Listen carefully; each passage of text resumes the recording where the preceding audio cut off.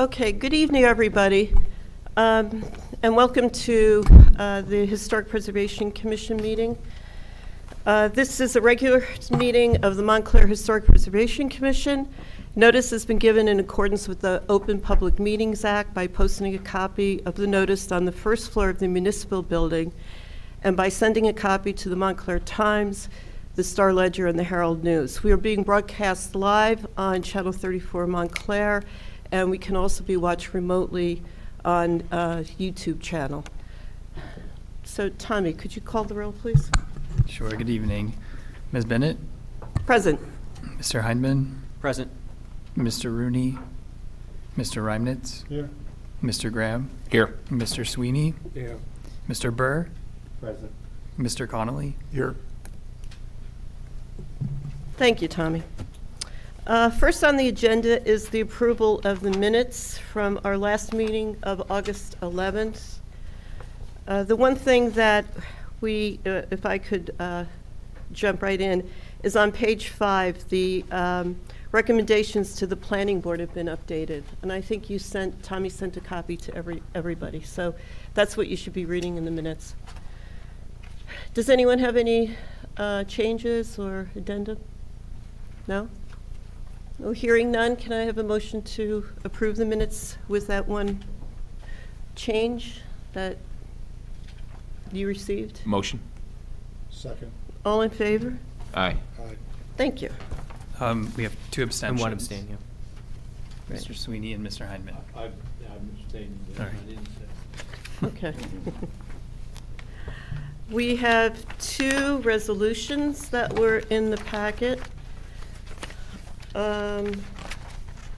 The first one is Resolution 2022-21. It is the resolution for 554 Valley Road. Has anyone had a chance to read it? Are there any changes or? Can I have a motion to approve as written? I move to approve as written. Second? Second. All in favor? Aye. Aye. Okay, thank you. Abstain. Approved with 2 abstentions. The second one is HPC 2022-25. And I noticed that it should be assembled in public session on August 11th, Tommy, not July 11th. So with that change, has everyone had a chance to read it? Are there any changes or? Can we have a motion to approve it as written with the one change of the date? I move to approve. Second? Second. Great. All in Abstain. favor? Aye. And 2 abstentions.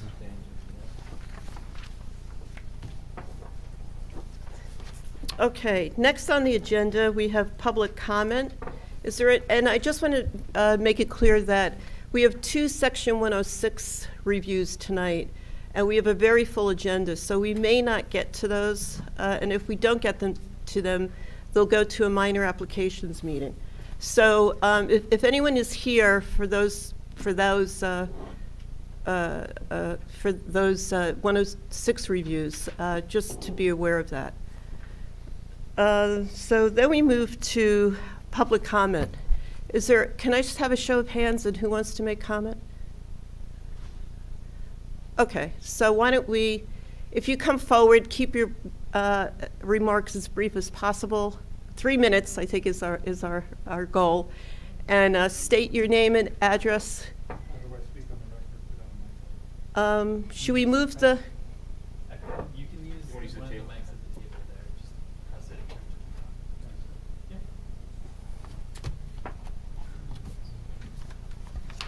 it. Good evening. My name is Frank Rabacki. I'll try to be as brief as possible. I came here for 4 reasons tonight. First, I'd like to compliment you guys on the residential design guidelines. It's an impressive document, extremely well done, and you should feel very good about that. Thank you. The second issue is 192 Bellevue Avenue. You've already given comments, but it hasn't been heard by the zoning board. I think the Development Review Committee, the DRC, kind of screwed that one up. And they screwed it up in a couple of ways. One, about the setback issue, the 20-foot setback. And by the way, that only applies to new buildings. That doesn't apply to historic buildings or existing buildings, so it's kind of like a weird one. But the 20-foot setback. Two, they kind of got out of whack as far as their focus on the residential zones instead of the neighborhood commercial zone that it's in and the historic district that it's in. And I think that was a big oversight on the chair's part.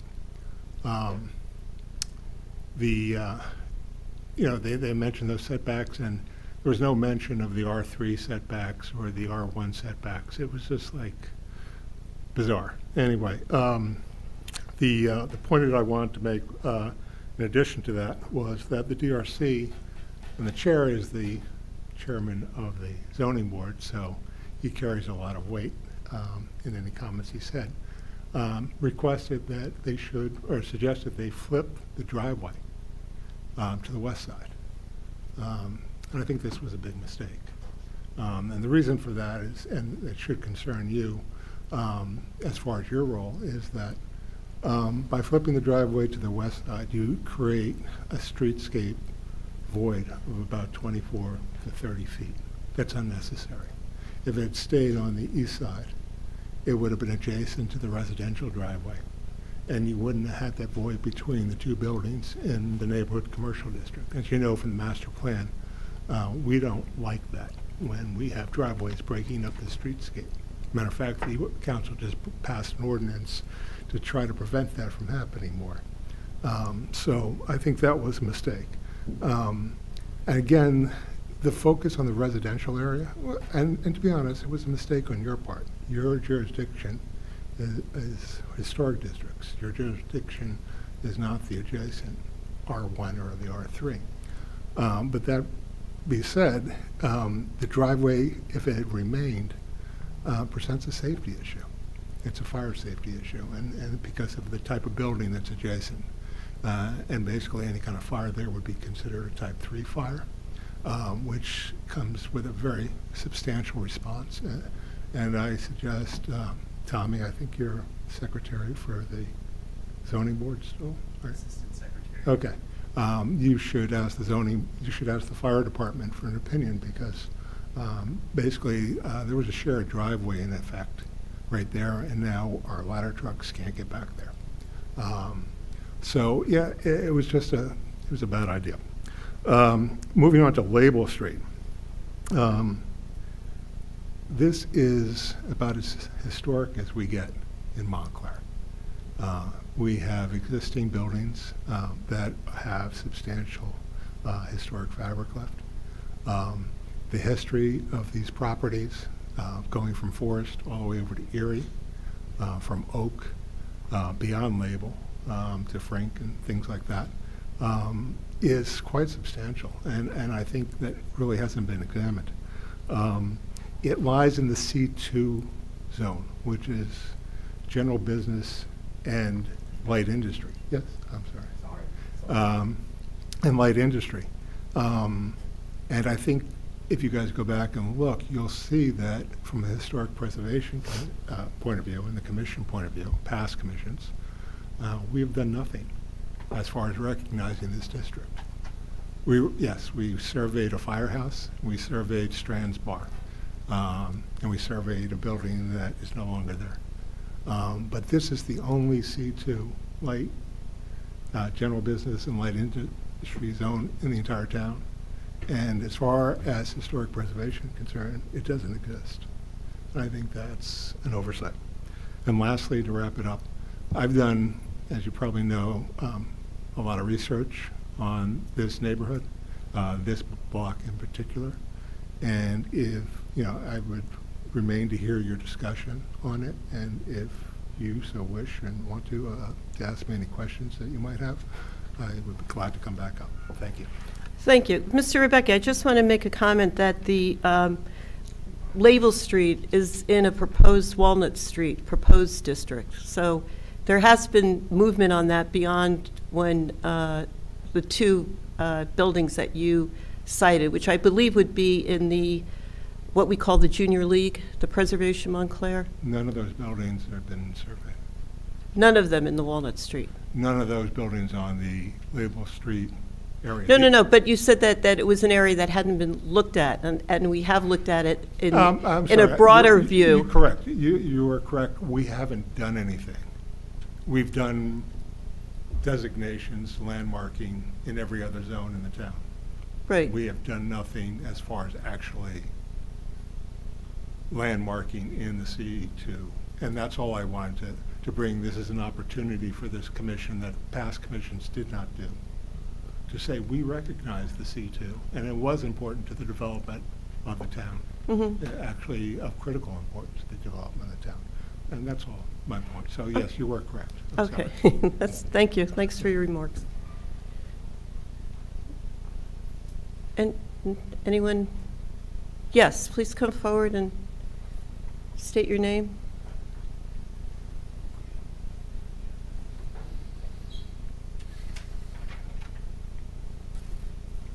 Good evening.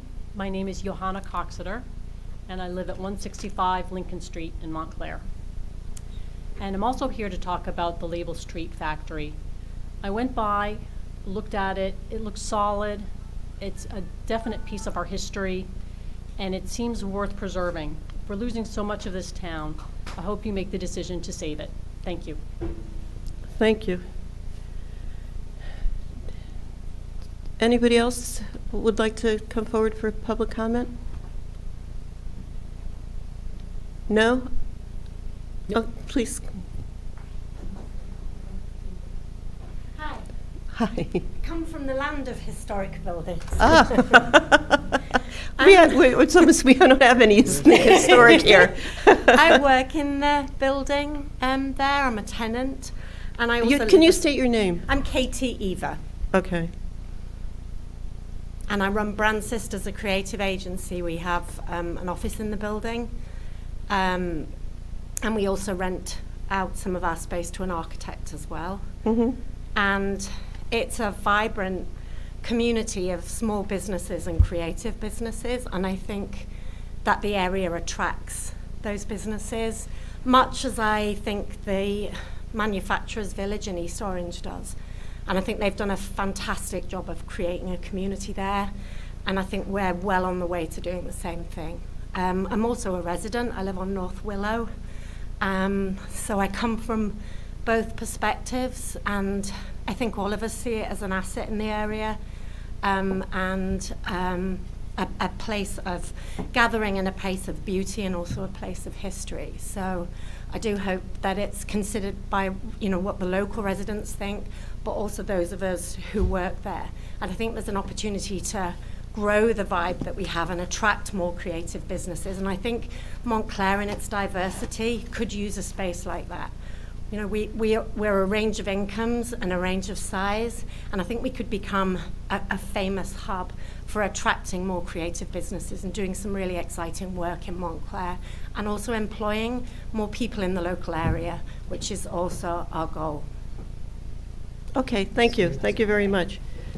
So let the record reflect that Steve Rooney is here now.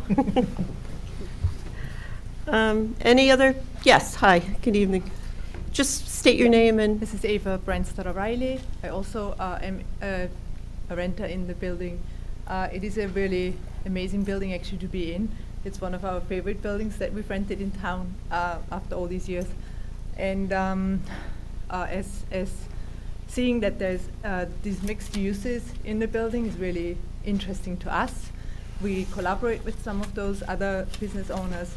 We have children in the school who come by, our own children who come and visit us in the building, who take internships, who participate sort of from that end, from the high school. So this is really something that we feel is quite a big part of the town and the community. Thank you. Anyone else? Well, seeing no one else for public comment, we'll close that session now, and we'll move on.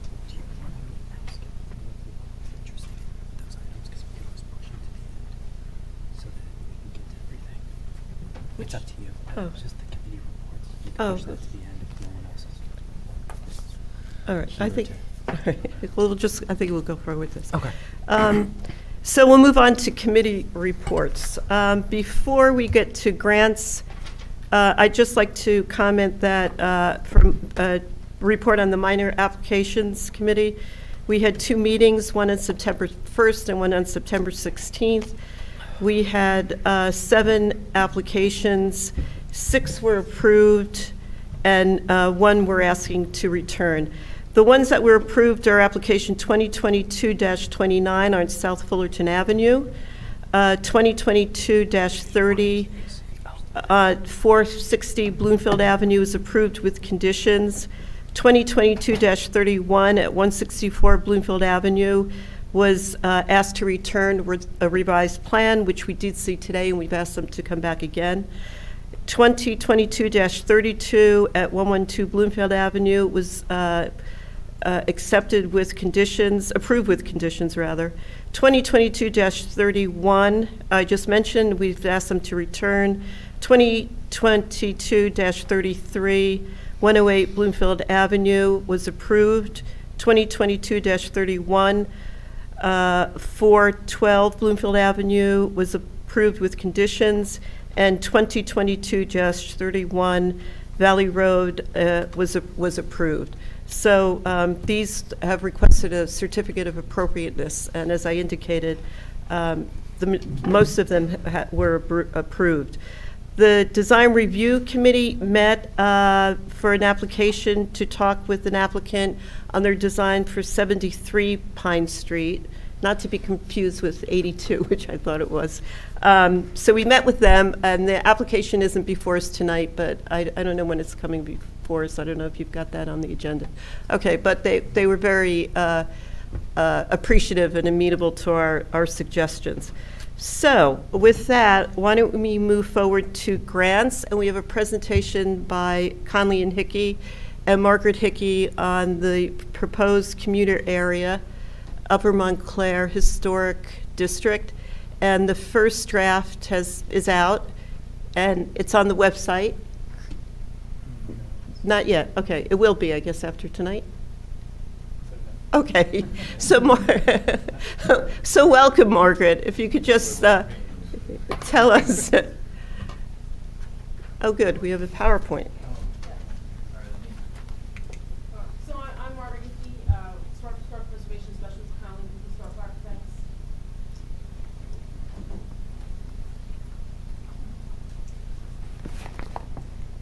Tom, is the mic on? Mike's not on. Got it, thank you. I'm going to be brief because I recognize you have a very long meeting. So we're doing, it's a partial survey about 433 properties in the Montclair commuter area. The whole area probably consists of over 600 properties, but because of the grant, the limits on the grants, we narrowed it down to 433. The boundaries are Lorraine at the south, the east side of Valley Road on the west, Macapin to the north, and the west side of Park Street to on the east side. So all of the properties, so Inwood, Glenwood, Wellesley, Elliston, Sunset Park, a few others. We determined that the period of significance based on the criteria C, which is its architectural significance, is about 1886 to 1941. And as part of this, we make a determination on whether a building is key contributing, non-contributing, and then we will break it down, that's not been done yet, into Montclair subcategories for non-contributing, which is harmonizing, altered, and an intrusion. So I don't think there's too many intrusions, and there's a significant amount of contributing resources. We are a majority of contributing resources. So I'm just going to go through a few pictures of some examples of the properties that are in the district. Oh, here's the mapping. So this is the mapping which shows what is a non-contributing resource and a contributing resource. And most of the non-contributing resources have to do with they were constructed after 1941, or there's a few where they have been significantly altered and no longer kind of reflect the period of significance. So this is the lower section of it's a very big district. So this is the lower section, the south end. This is the center part, and then this is the north end. So the future survey areas include Patton Place and Nassau, as well as the west side of Valley Road up to the railroad tracks.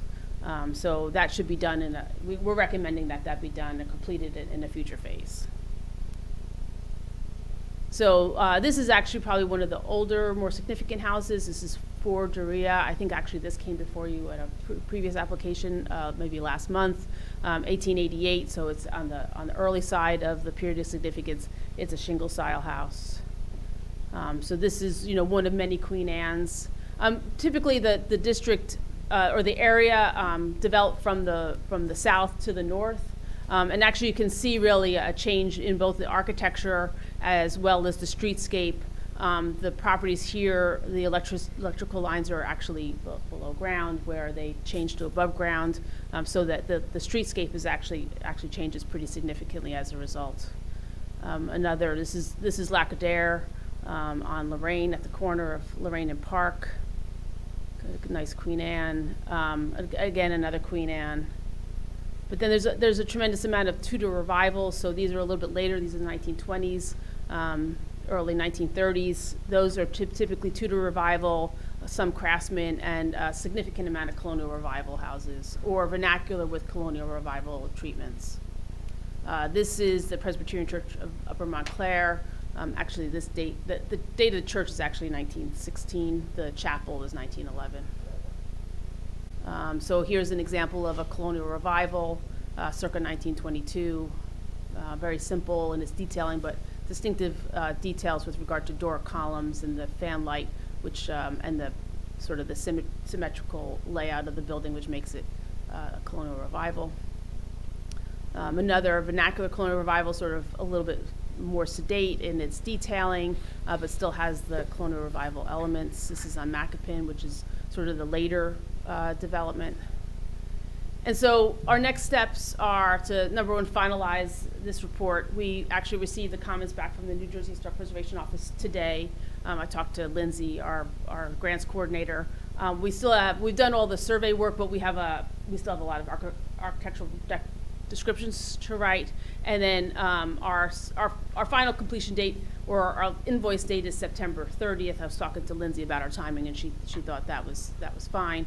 And then what we're recommending, again, is the future survey of the remaining 200 properties, and then evaluation of those properties with regard to integrity, district boundaries, and the potential as a historic district. So our insights and our recommendations include that the architecture really does reflect an early automobile suburb, with some examples of a railroad suburb. The level of architectural integrity overall is high, but one of the things that we did find is that we thought the history is better tied to the Upper Montclair Business District than as a standalone, and our recommendation, if you agree, is actually to make it a boundary increase as part of the business district rather than to make a commuter area historic district. Because one of the key ties to that is it is a commuter area, right? And so there are 2 train stations in close proximity to that commuter area. So the north half went to the Mountain Avenue station, and the south half used the Upper Montclair station, which is part of the Upper Montclair business district. So we thought that maybe expanding the boundary rather than making the commuter area its own district would be the strongest approach to listing. It would require also increasing the period of significance for the Upper Montclair business district to about, at this point we're saying the 1940s. When the survey is done of the remaining areas, it may expand to a broader period of significance, but that's what is kind of being called out now based on what we're working with. So that will be our recommendation, and if you wanted to list in the future, that would be our recommendation. Okay. Okay. Thank you, Margaret. It's Sure. the first I'm hearing of that, so we need to talk about it a little bit more. No, that's Yeah. fine, that's Okay. fine. What happened was I wrote the report, and then I was sitting down with the staff, and I'm like, this isn't strong enough to me after I was kind of going through all the stuff. And so we kind of brainstormed and thought, well, that'd probably be a stronger approach. Okay. Okay, Thank you very much. sure. Commissioners, do you have any questions of Margaret? Anything? I have a question.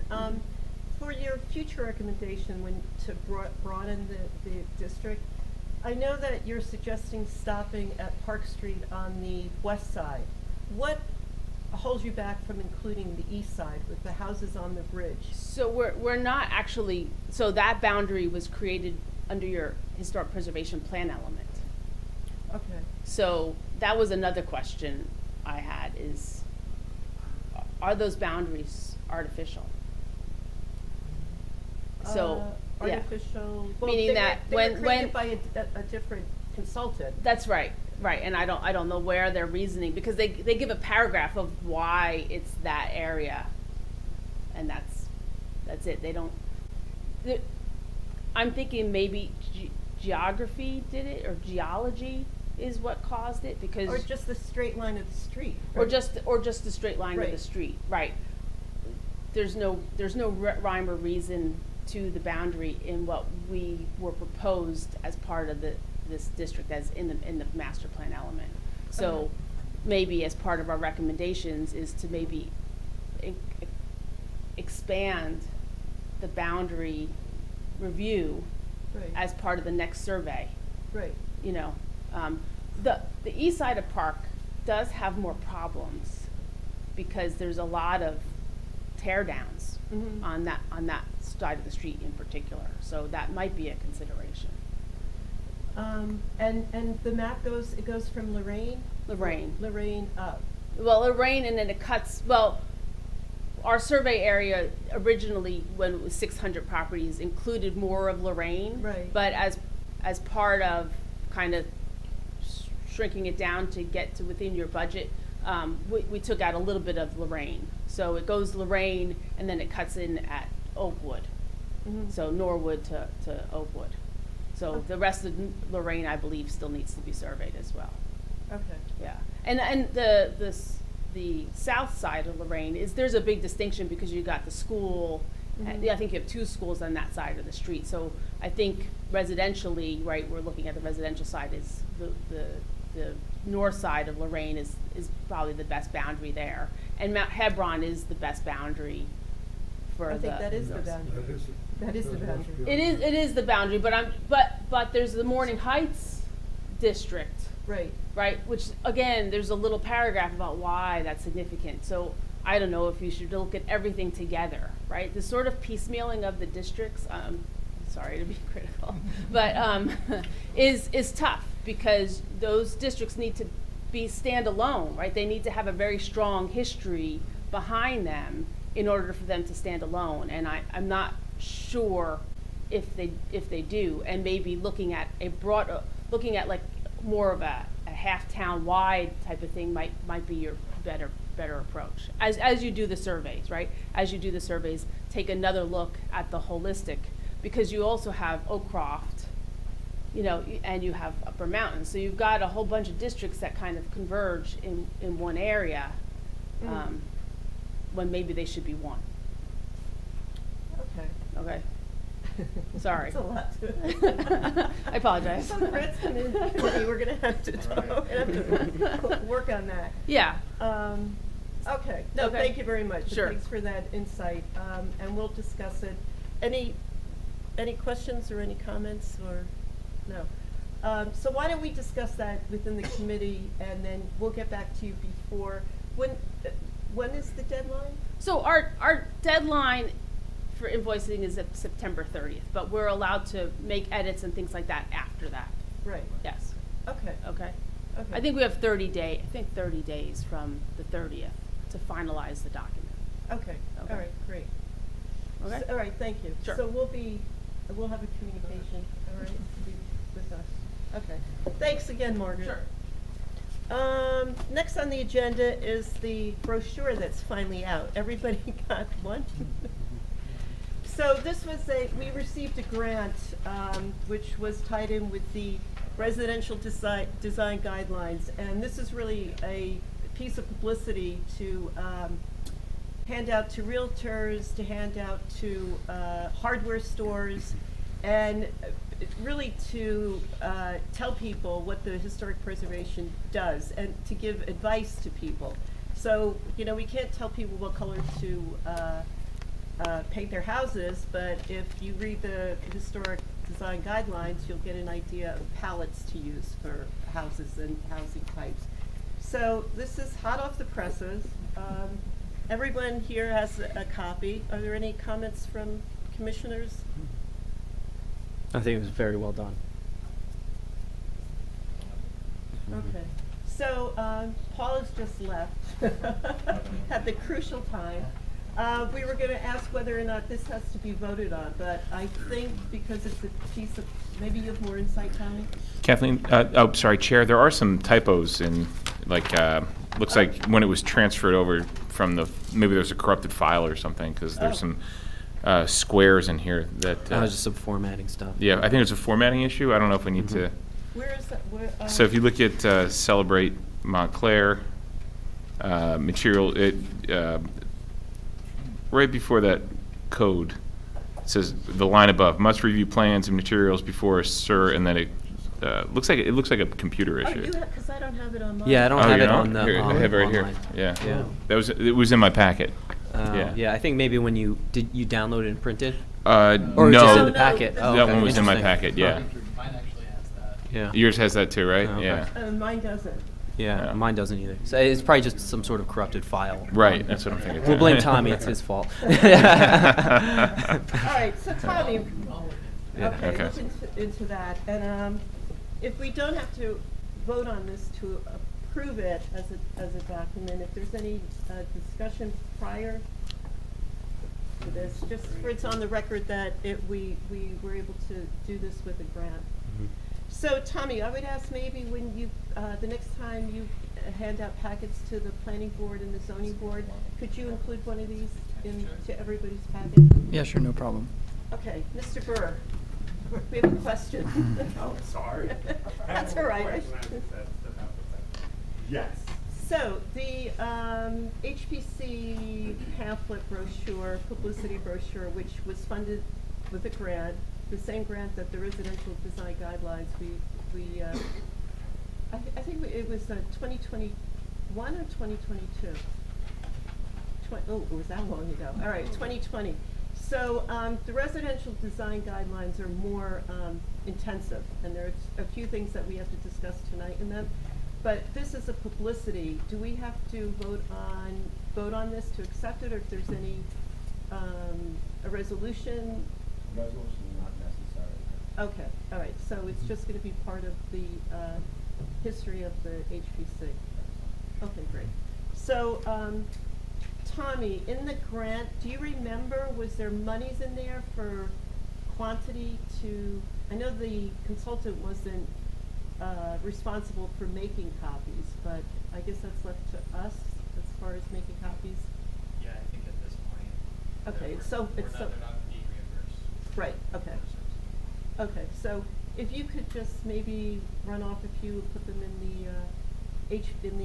planning department where the other pieces of information are, and send a copy to all the zoning and planning board members in their packet. And then we could talk amongst us how we're going to distribute these to the library, let's say, to the history center. Okay? Do we want to include that as a link in terms of like our we- resources that's on there?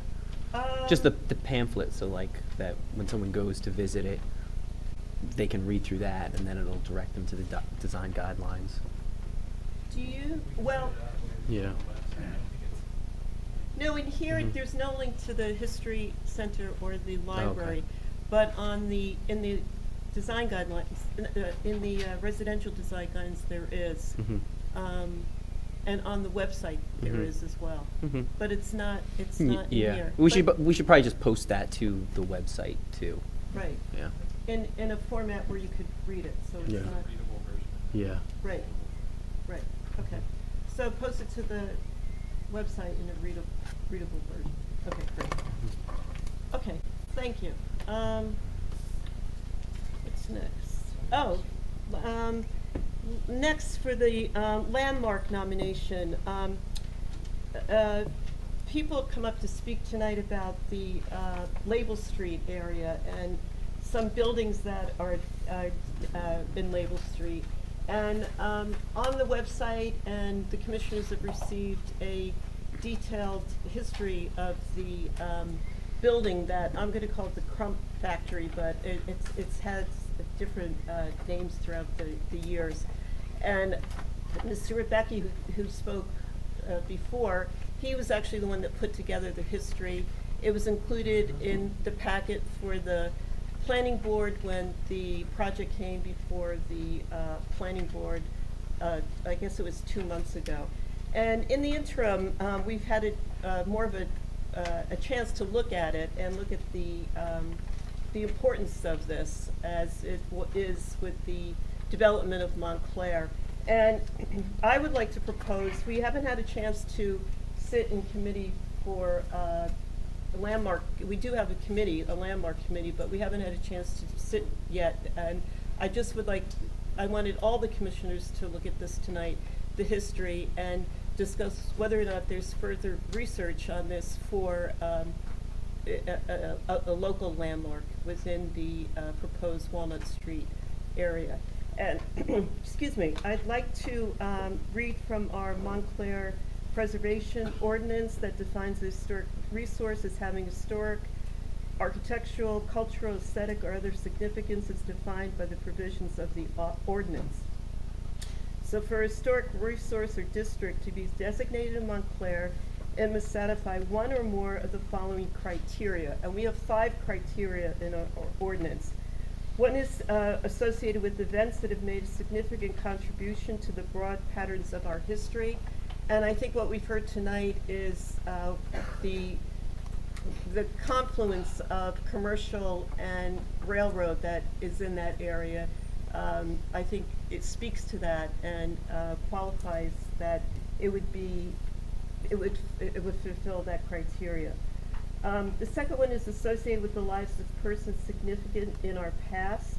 That could be a broader past, national, or it could be a community past. And I think if we look at some of the people that owned ran the factories, worked in the factories, and the residential buildings that span out from that, we would be able to certainly be able to use that as a criteria.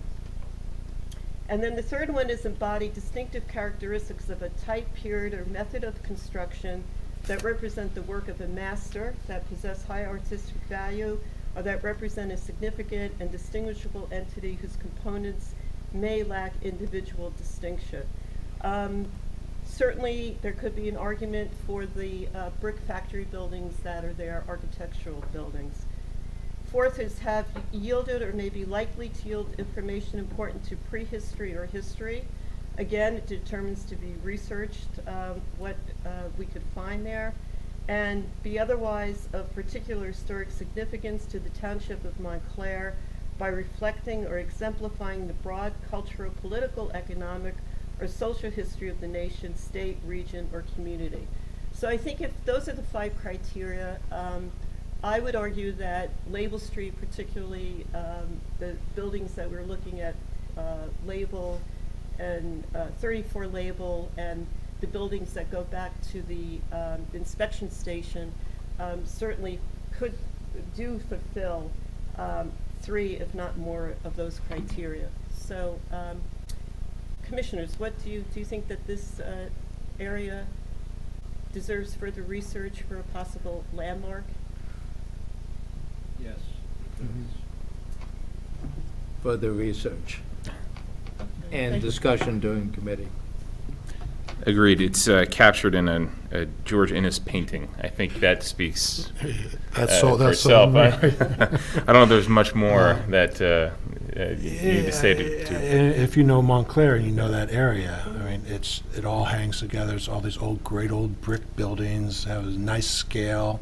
You can imagine, you can see what's happening there in terms of the community and how people are using the buildings, and I think you can't replace that. So I definitely think we should move in that direction.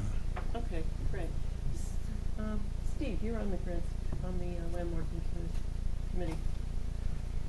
Yeah, it does deserve further investigation, and it's an area that is definitely has its history. You can see it now, you know, and it might be a good thing to investigate this to be landmarked. And Jason? Oh, yeah, no, I agree. Okay. We should definitely investigate it and, you know, Okay. potentially have it surveyed. Mhm. So this would be something that we would do in committee, you know, people here would do, but we're not going to be looking for a grant. So again, I'd like to thank Mr. Rebecki for doing the initial research work, which was really quite intensive. And hopefully by next meeting, October, when is our next meeting, Tommy? October 13th, we could put together a report, a preliminary landmark report. Okay? All right, great. Thank you.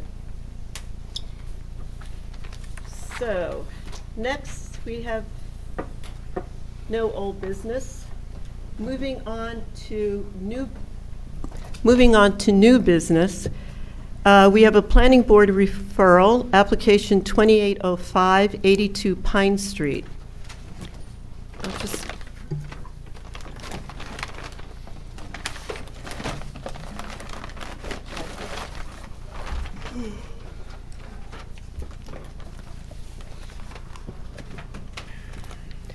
Okay.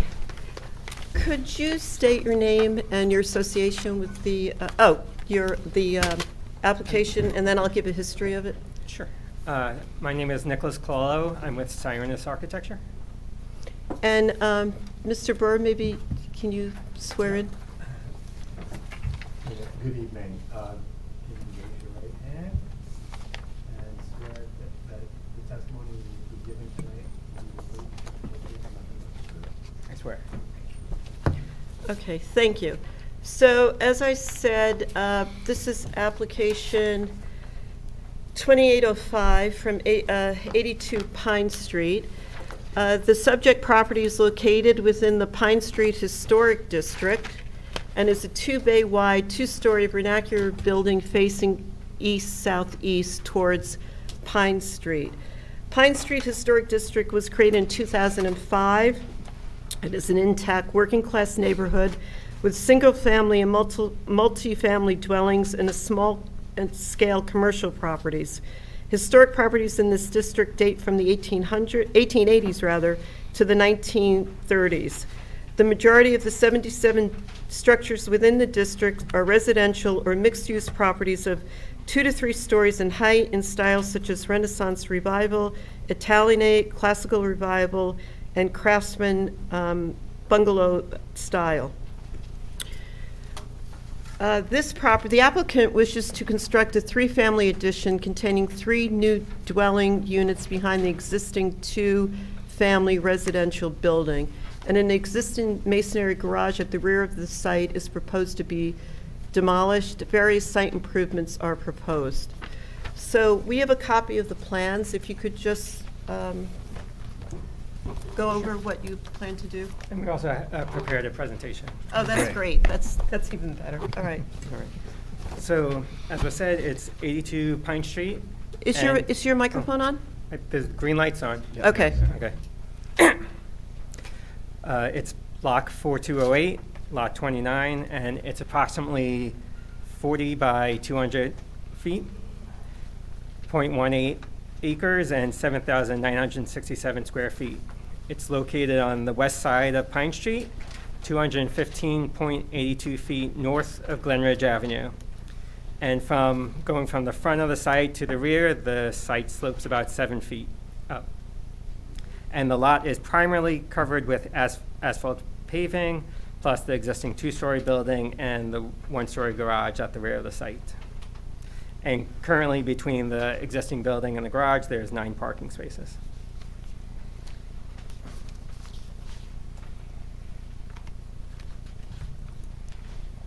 Here's an aerial view of the site. And what's good to note in this photo is the height of the existing 2-story building compared with the 3-story buildings around it. Here is a street view of our site, which is the existing 2-story wood-framed building. The property, as noted, is located in the Pine Street Historic District and within the R4 3-story apartment zone. To the left is a 3-story multifamily apartment with the shared driveway for both sites, and to the right is also a 3-story multifamily apartment. Here are some photographs of the site, and more are included in the submission drawings that we provided. You can see the front of the building is the only part that is brick besides the chimney, and the sides have vinyl siding, and as does the rear. The center top photo, you could get a sense of the asphalt paving that stretches throughout the site, as well as the only landscaping currently is on the curb dividers between the property. The bottom left photo shows the 1-story garage that we are proposing to demolish. And in the background, you can see there's an existing 2-story dwelling on the rear of the property to the south, 80 Pine Street. The bottom middle is of the trash recycling shed that's currently used by both 80 Pine Street and 82 Pine Street. And as we'll discuss a little bit later, we're proposing on using that for the 3 new dwellings as well. And the last photo shows the existing trees between the garage and the single-family residence to the west.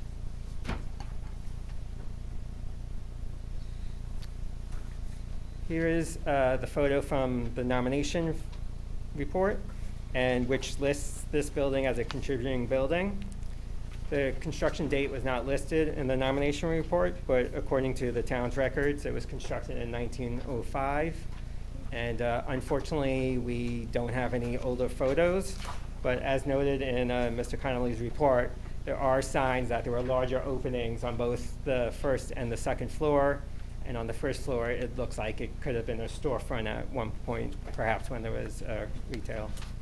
Right now, it's resident. Here's the overall site plan. And as was stated, our goal is to demolish the rear garage and build a new 3-story addition to the existing 2-story building, improve the appearance of the existing building, and add much-needed landscaping to the site. The addition will have 3 new dwelling units for a total of 5 dwelling units, which meets the density requirement for the lot. The proposed addition will be connected to the existing building with a roof structure to maintain one principal building on the site. And all the parking spaces will be moved to the rear behind the addition. The required number of parking spaces is 10. We're providing 9 with a credit for EV parking stalls. On the south side of the lot is the shared driveway with 80 Pine Street. And in the rear on 80 Pine Street is the rear of the southern property is the existing trash and recycling shed. Used by both 80 and 82 Pine Street. And there's enough space to be utilized by the 3 new proposed dwellings. There's landscaping along the west and the northern side of the parking area, and then also along the south side of the addition between the existing and the addition, and also a portion of the northern side of the addition.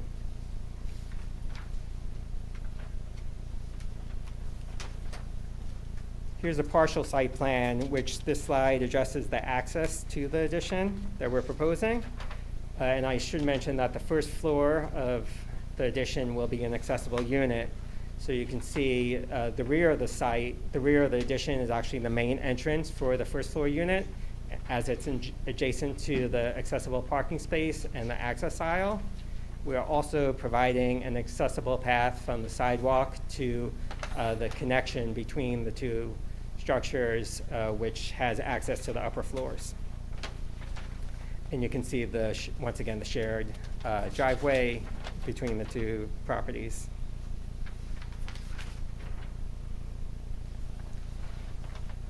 Here's the landscape plan. All plantings will be native to New Jersey. The existing trees behind the garage are to remain to screen the parking area from the single-family property to the west. There will be evergreen plantings proposed to screen the parking area on the north side, and plantings along the south side of the addition to provide a buffer from pedestrians and vehicle traffic. And as noted, there's additional landscaping between the two structures and also along a portion of the north side. Here's an updated lighting plan from what we had presented to the DRC. We initially had bollards, which were removed because they were dark spots, so we replaced them with the 2 light poles as shown. And then we also have additional lighting along the face of the building to provide adequate lighting along the walkways.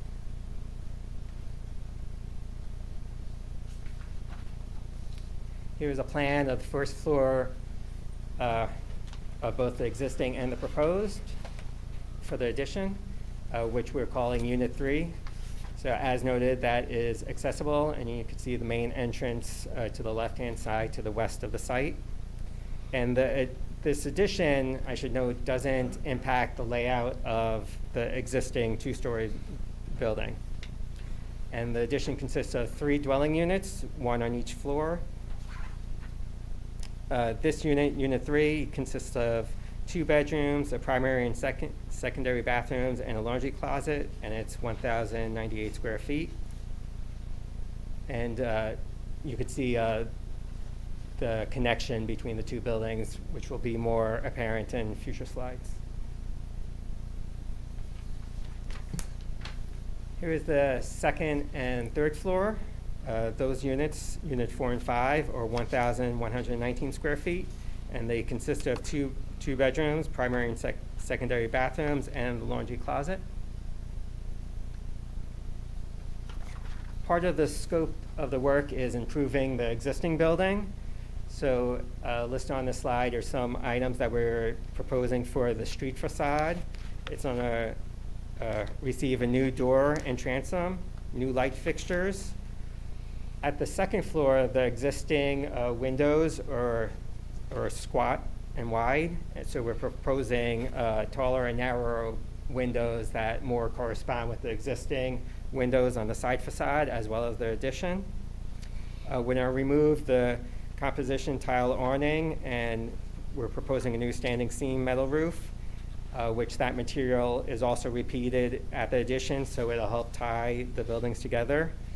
We're also proposing new flashing at the trim and the building setback, which occurs at the second floor. With the proposed streetscape, you could see that the height of the addition is comparable to the adjacent buildings, and you should note that the addition is set back 46 feet from the property line. On the drawings that were submitted, there was a diagram that showed if you stand across the street, you shouldn't be able to see the addition because of that setback.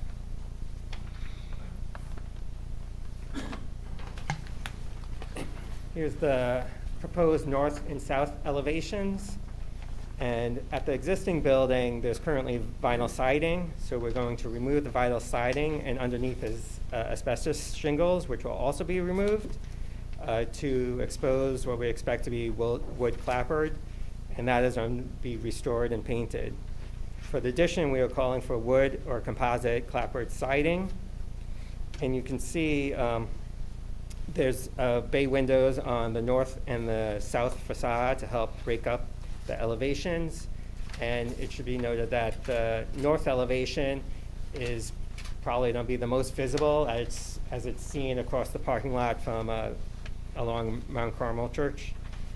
And on top of the box bay windows is the metal seam roof, which ties into the front of the building, and that material is also at the connector. That you can see in these elevations, there's 2 different roof heights due to the grading of the site.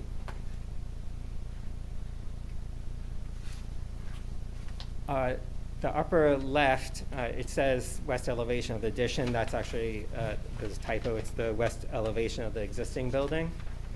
And then the bottom left is the proposed west elevation of the addition with the main entrance to that first floor unit.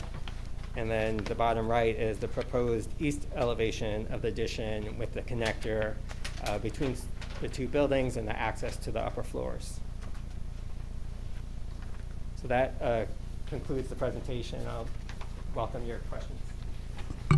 Okay, thank you. Why don't we start with questions before we hear Mr. Conley's remarks? Mike? So you did mention that it'll be difficult to see the building when you're looking straight on, but there is a very long stretch of parking lot up until the church after the building that is adjacent to the current structure that's on Pine Street. Yes. So I'm just, without a full rendering, I'm just wondering if the new building being proposed is drawing an inspiration from any of the other buildings in terms of aesthetics. Well, one of the Pine Street Historic District, there's a lot of masonry. So this building and site is somewhat unique because the only masonry is on that front facade. So in terms of complementing the adjacent buildings, it doesn't have the same type of materiality. But it still has it on the facade, right, on the front. Right. That's so- the part that's visible to the street. Right. Similarly, there's going to be a side of this building that is highly visible on this block. It doesn't appear to be matching with the masonry of the other buildings. That is correct. We thought that in terms of restoring the sides and the rear of the building to the original wood material, that the addition would complement the existing material So of the is the building. addition going to complement the existing buildings on the street? I'm having difficulty visualizing without the renderings. So the existing building is going to complement the north and south elevations of the existing building that we're restoring to the wood siding. So currently there's vinyl siding which will be moved and asbestos siding, and we're going to restore the wood siding. So And what's going to be on the addition? I'm sorry, what kind of material? also wood. A or wood. composite platform. Because the other buildings are brick masonry, right? So if you start heading towards the church, right, you have that brick masonry building, then you have just this long, right, rock wall until you get to the church. And when you turn back around, you see, I'm not necessarily seeing how that's going to harmonize with the other buildings. When we actually presented to the DRC, we had a brick facade for the addition, as well as once we took off the vinyl siding, we were planning on installing a thin brick onto the existing building. And part of the discussion at the DRC, and then subsequently we had a conversation with Mr. Connolly, and we talked about going forward with the direction that we're presenting today, so that the addition would more complement the existing original material of the front building. Okay, well, I'd like to hear more from my colleagues, but that is a concern. That is my primary concern. I'm a little confused. I guess what I have digitally shows all brick for the front building and the back building. And this is, am I reading this as siding and brick? No, we had submitted revised drawings. Yeah, there's September drawings. That's the September? This is what's on the website. Okay, well. But what you're showing there is a combination of siding and brick? Is Well, that the it? brick is the existing brick on the front facade that's That- remaining. Okay, And we're making some adjustments to it, like I said, with the Okay. window sizes. yeah, But the rest of the building, the rest of the existing front building will be the wood okay, clapper that's restored, and then on the addition, it's going to be wood or composite siding to complement. okay. Breaking it up in color, similar to what I Correct. see there? Okay. Yeah, they kept the old one up too. Okay. That's it, I don't have any other questions. I have no questions. I have a question about that pent roof on the front. Is that original to the building? The one that you're proposing to cover with Right. metal? We're not sure. As I had noted, the photo in the nomination report is the oldest that we can find, and it shows the awning there. So we don't know if it was original to the structure or not. Okay. That's my question. I don't really have any questions. You explained most of the thing about the handicap being on the first floor. I had a problem at first about entering in to the bedroom. Right, so that's not the main. That's not the main entrance, entrance, right. but other than that, no, I think it's fine. Thank you. I think my question, I know you talked about it here, but the original building up front, the side was clapboard? Is that it was not a brick? That's It wasn't brick, but it was clapboard? correct. side? That's why, well, right now there's the vinyl siding, which we took off a little bit, and we could see asbestos siding beneath that. So our expectation is that when the asbestos siding is removed, there'll be wood clapboard underneath that, which we plan on restoring Okay. and repairing as needed. And the back, the new addition, what will the siding be on that? That we're indicating as either wood or composite siding. Because I know we're trying to preserve some element of historic character. It looks like an older building up front and a new building in the back. I think my questions are, what have you done to try to make it look consistent with the character of the surrounding buildings? Well, it's compatible in terms of the scale and the height, and then it has similar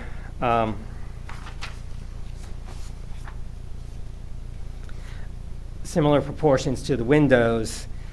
As mentioned, the surrounding buildings are mostly the masonry, so we don't have the same opportunities, at least on the street facade, to have some of the more ornate decorative masonry that's present in those other buildings. But we felt that in terms of the proportions would help complement and fit in with the neighborhood, if not the material. The proportions do look consistent.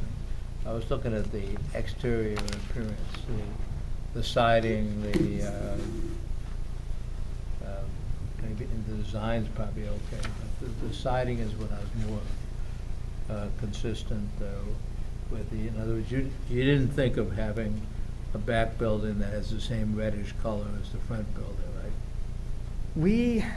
We played around with the colors, and we did look at that scheme, and we thought that having the difference in colors would help define the addition versus what was existing. I know we're talking about having the two complement each other, but sometimes I'd like to see, so that years down the line, someone would be like, oh, well, this is the existing building, and it's clear that this was, the addition built, later. So it's complementary, but with that color scheme and the connector piece, it's apparent to someone that this was done at a later date. Okay, thank you. I have a question. Sure. This is a picture of the existing building, correct? Yes. Okay, and then what you're showing here, this is your proposed building? That's the rear, so that's. Oh, okay, the- that's why, I thought you were going up a No. floor. So you're putting the 2022 on the rear? So on the Yeah, upper left it's of in this back, slide is the proposed existing street facade. Right. And then, you're right, the 2022 is on the rear because that's the main facade for the accessible unit. And it's the So year we that, wanted to Okay. draw something, make it a nice entrance for that unit. okay, I was just confused about that. Thank you very much. Mr. Conley?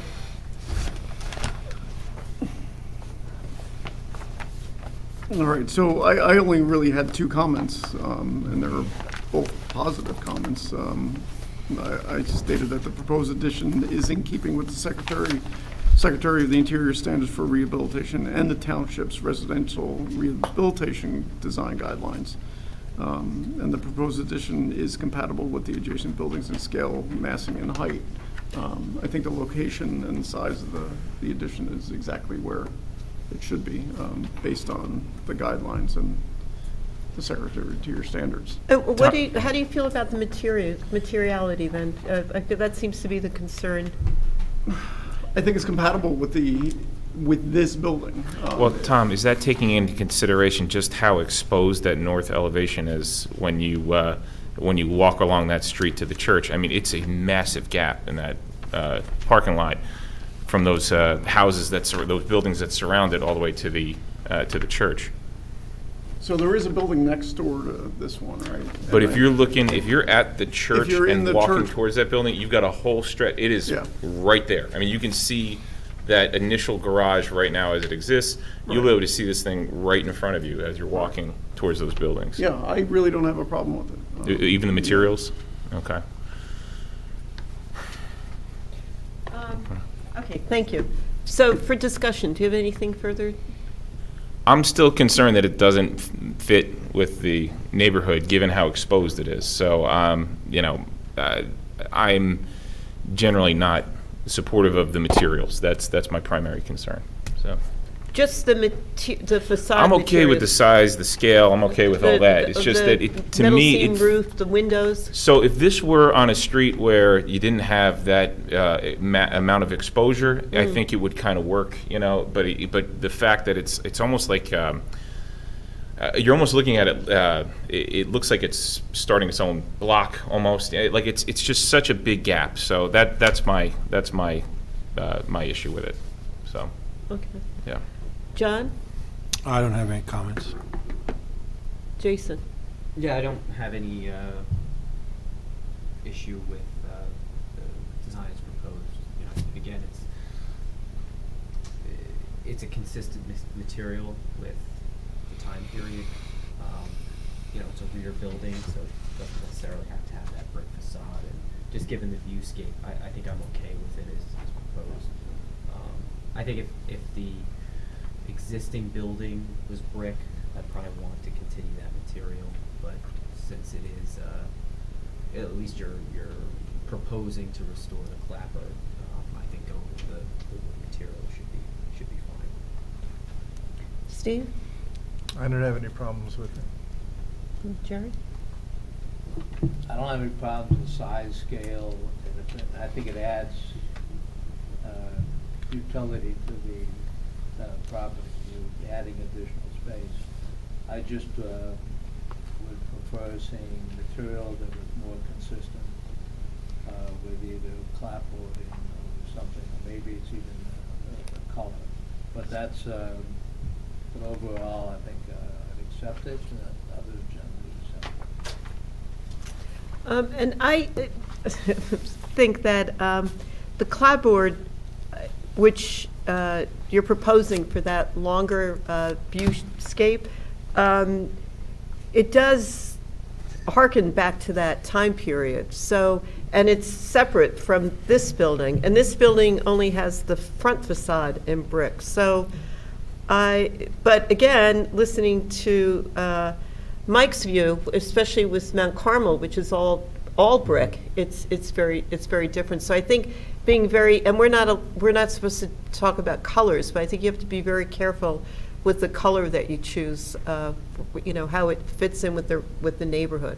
So I would say I'm supportive of the project with the materiality that you're including. But I do understand your view, and maybe a way to compensate for that is with with color. Okay. Okay. Any other questions? All right, so I think Tommy, we have pretty much any. No, I'm just want to make sure we're all hitting agreement. All right, thank you very much. Thank you. Okay. Next up is a Board of Adjustment Referral Application 2810 at 70 Grove Street.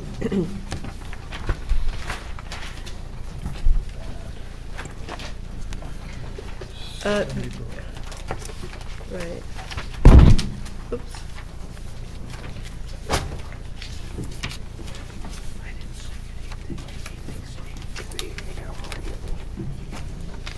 Hello.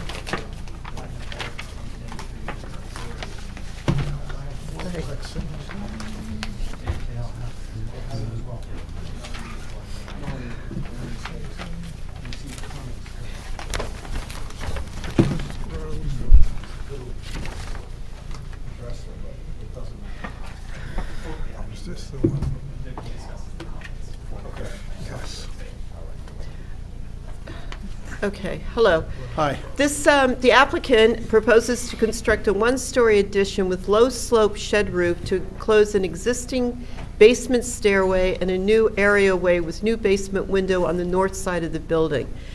The subject property is located on Grove Street, within the Grove Street Historic Streetscape, and within the Walnut Street Potential Historic District. And just like to read what the Walnut Street district is. It's an area that was built between the late 19th and early 20th century. The area consists of a wide range of buildings, including single and multi-family houses, commercial structures, apartment buildings, railroad infrastructure, industrial development.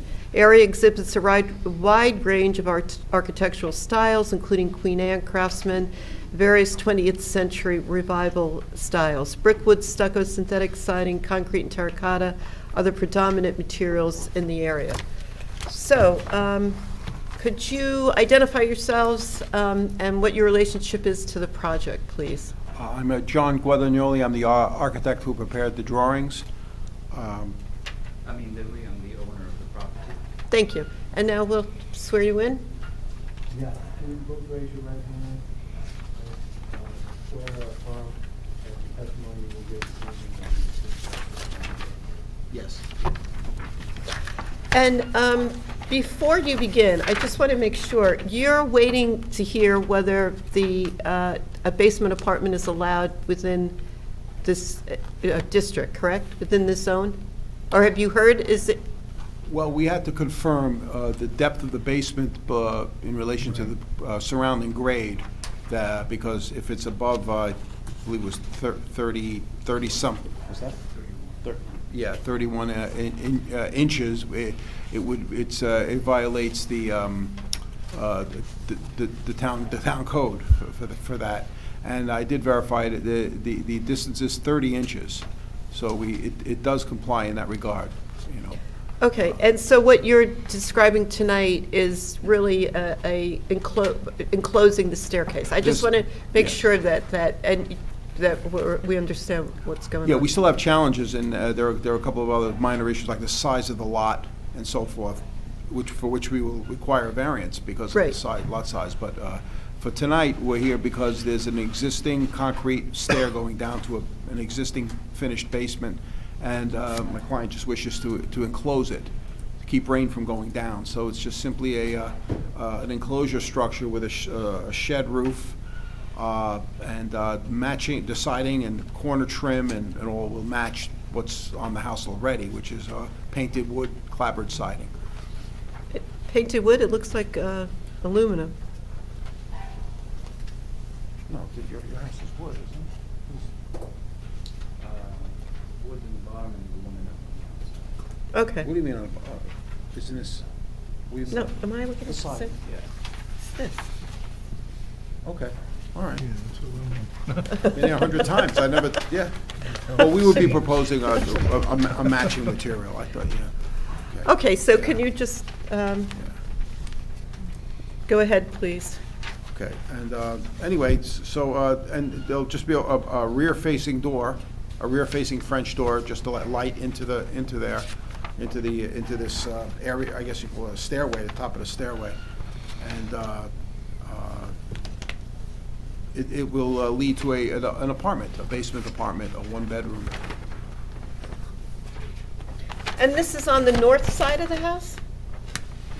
Yes, the north. Behind this bump out over here? That's correct. Okay. So you really, you kind of barely see it from the street unless you go between the two houses and look on a hard angle, you'll just catch the corner of it. You'll glimpse the corner of it. But you have no drawings of the actual proposed, I'm gonna call it addition, but if Yes. Well, you know what happened, I just received the comments this morning, or from Connolly and Hickey, and so I did prepare an side elevational drawing, which I can pass, I have a few copies I can pass That would be around. helpful, Would that yeah. be helpful? Yeah, sure. Yeah. It is, I think. On the bottom, Right here. bottom left.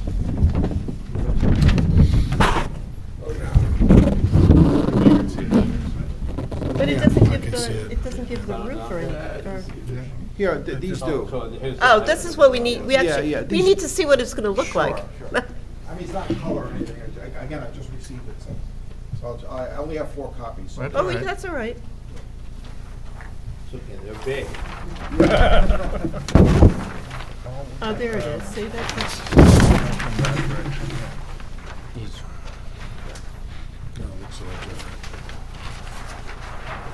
I don't know. Didn't have a roof on it before I got it. I looked at that.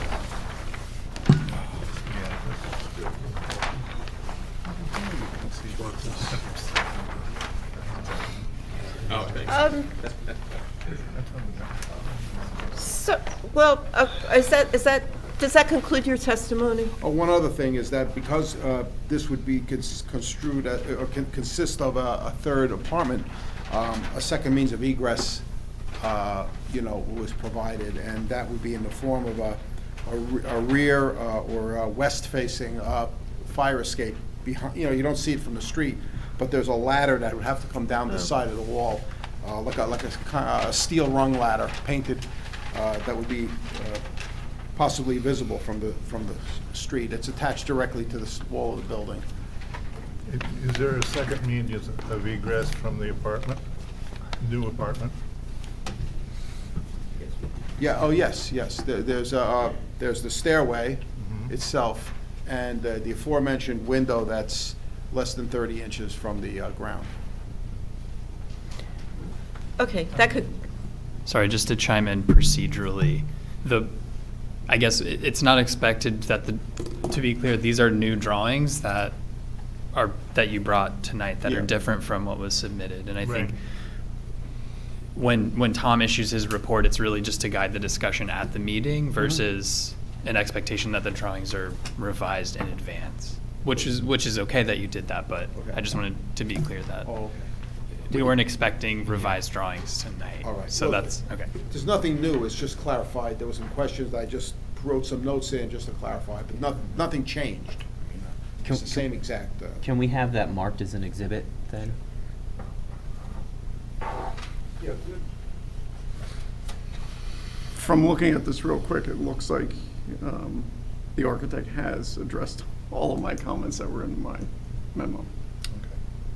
okay, thanks, They were minor, but right. Well, that concludes your testimony. Yes. All right, so I have a question. If you're proposing to basically build above the existing staircase, isn't there a window there that you're going to, what happens to this window? that's at a different location.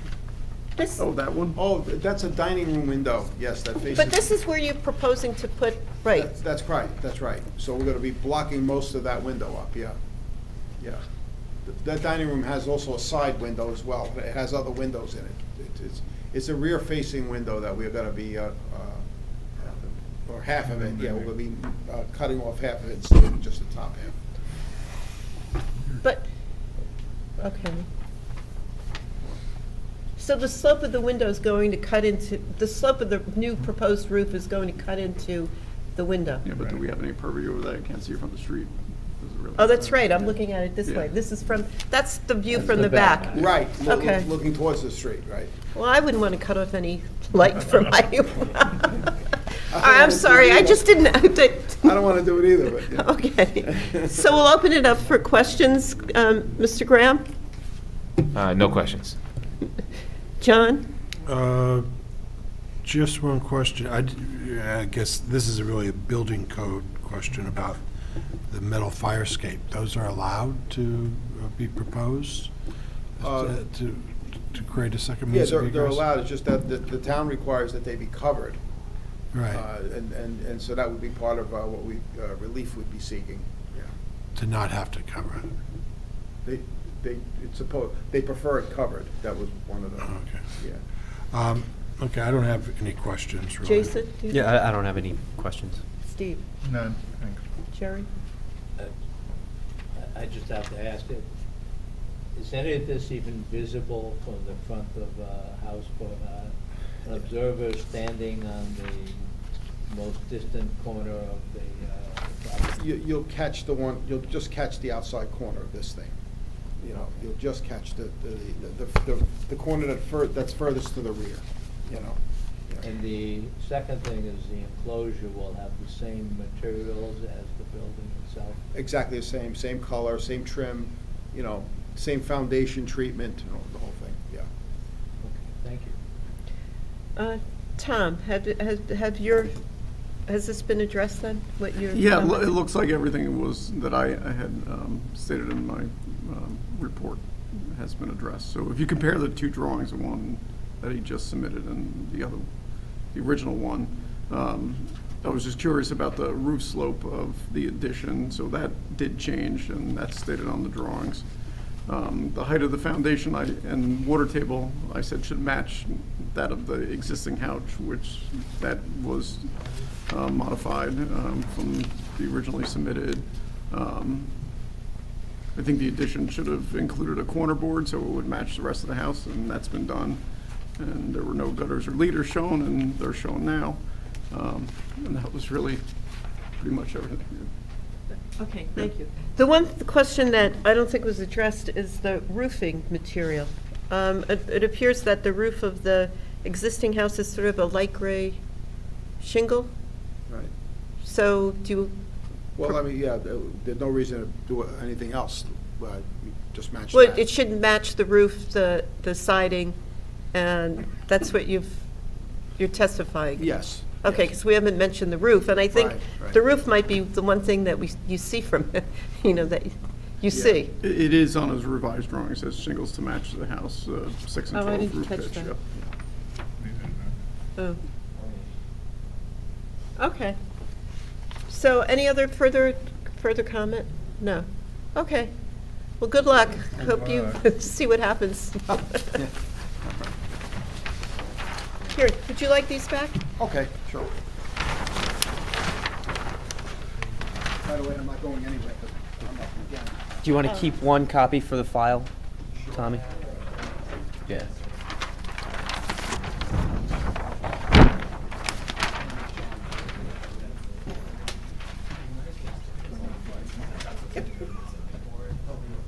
I've lost my agenda. That's your file, that's your. My file's already too big.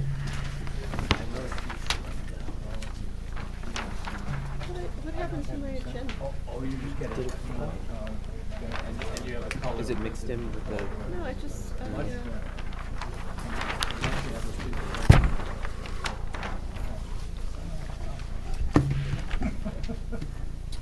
You want the one 24 Lexington? yes. Hold on a second. Here it is. Okay, yes.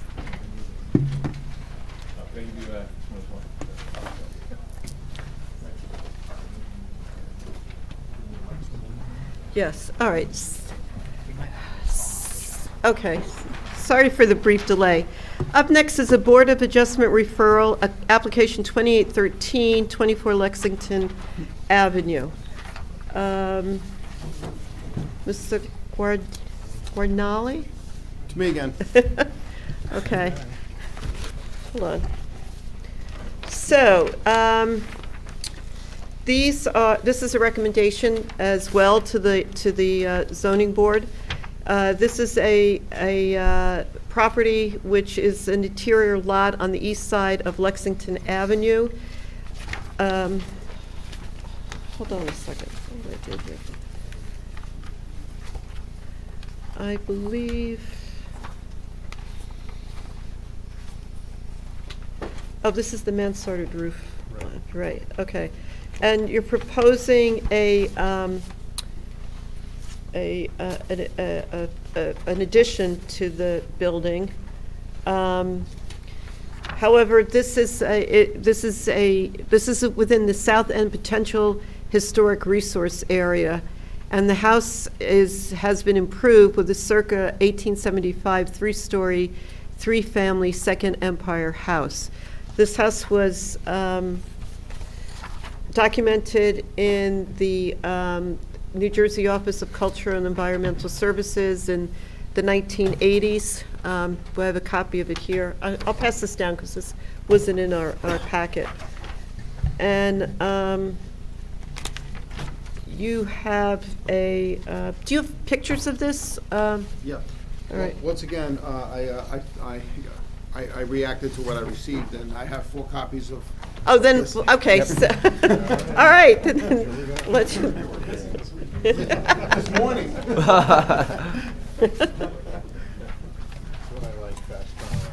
Okay. Thank you.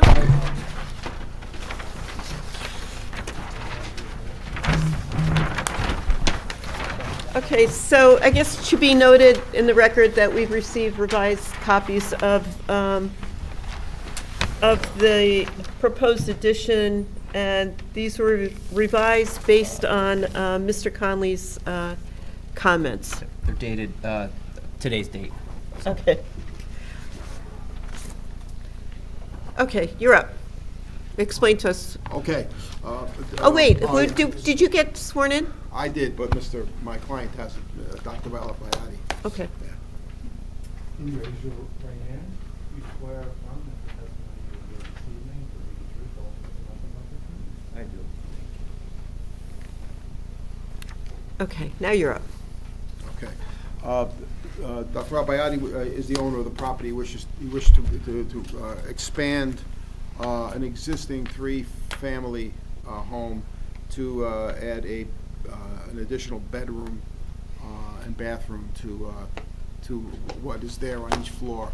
One of the floors has a living room, which it did not have before, or barely a living room. The other 2 have new bedrooms. But essentially, it's an addition that all 3 floors stack, neatly one on top of the other. It is located to the rear and side of the existing structure.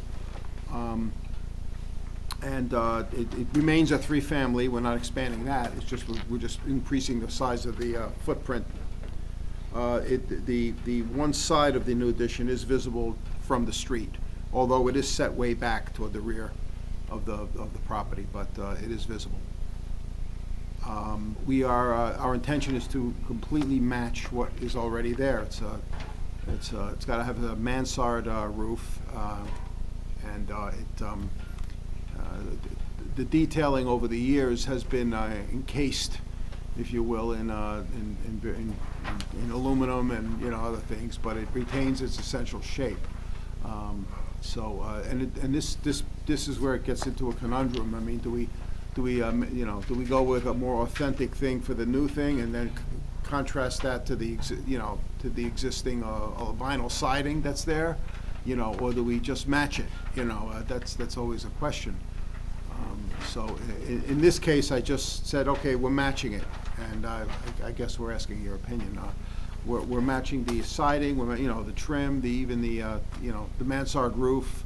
I've shown some pictures of what's there, and we're just gonna match what's there. You can see the dormer, there's a dormer, a photo of a typical roof dormer.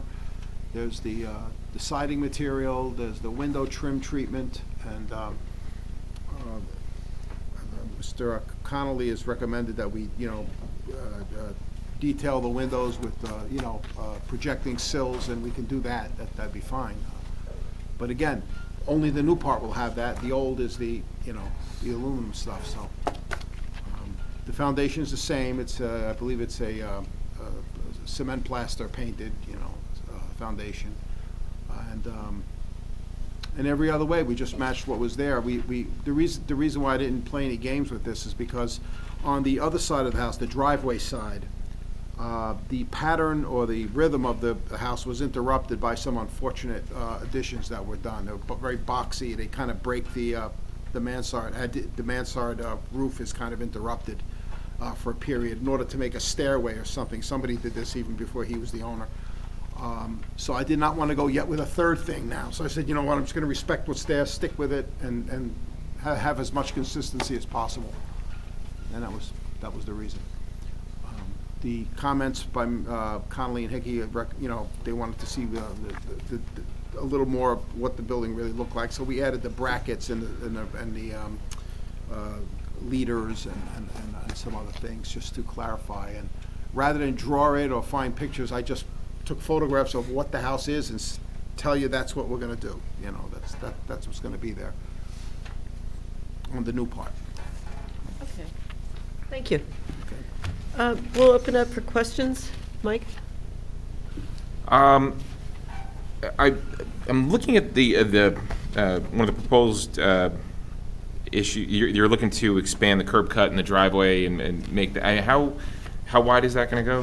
Was it 18 feet? How wide is it now? Yeah, about 18 feet. That's right. Is there anywhere else on the? I don't recall anywhere else in the block seeing with a expansive driveway that size. I'm wondering if that's a little bit out of scale for the neighborhood to, if we're building, like a large apartment complex here that doesn't quite fit. Right.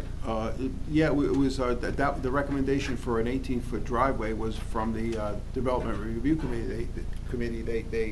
They set that for us. They recommended. So I had to match the curb cut to it. And the tree that's there, is that going to get knocked out? That's currently on the side of the driveway, right here. Is there a tree on the side of the driveway? Yeah, right here. Here. Here. Yeah. Oh, the little one. Yeah, I suppose it has to be. Yeah, there's a small tree there. Yeah. I guess that's not necessarily in our purview. I don't know. I just No, have concerns about that. It is? It Yeah. is. It's part of the landscaping. It's part of the Right. landscaping plan we have to provide for when we go for the variance. Yeah. All right, and that will be addressed. Because I believe you have to replace those. All right, that was the only thing that really stood out to me is just the size of the driveway, making this seem more of a apartment complex rather than, Yeah, it has to be a two-lane drive, we were told, so we did. Okay. How many apartments are in here? Yeah. Three. Only 3? It seems like an awful lot of asphalt. That's what I was thinking too, yeah. Oh, But, I mean, yeah, I wouldn't mind reducing it, believe me, it's. And you've got, look at the parking. yeah. And we've got parking on the side of the, It's all in the back. They're removing those side oh, there, spaces. so what is to gonna, expand what's the gonna, driveway. what's gonna go into the removal of that? So you're just gonna continue that rectangle next to the house, which are currently 2 parking spaces, and just bring that down to the street? Is that what you're proposing? Right, Yeah. right now there's parking like along the side of the Right. house. And we just took all the parking and put it all in the back so nobody sees it, But you still have an impervious surface, because it's all asphult, whether or not there's More a car on impervious it. sur- There's yeah, more more than- now, yeah. I think there's, okay, A lot. that's what, Yeah. Yeah, I mean, it has to be a two-way drive. I mean, that's kind of what we were told, like we would. That's the minimum width that's required for a two-way driveway. They would need a variance if they were to make it smaller than that. But do they need a two-way drive for a 3-unit apartment? yeah, Yeah. Yeah, they okay. do? You do? I think so. I thought so. Yeah, I think that's. Yeah, well, that's the by minimum. code, you need it, but I gotta believe that's an easy variance to get, Yeah. because this is having all this asphalt Yeah. out here. I'm sorry. I gotta believe the planning board would let for a, Yeah. I would. I'm on your try- side, I Okay, agree. so I would encourage you to do that. Will do. I do have a, are we still doing Yes, go ahead, questions? questions. Okay.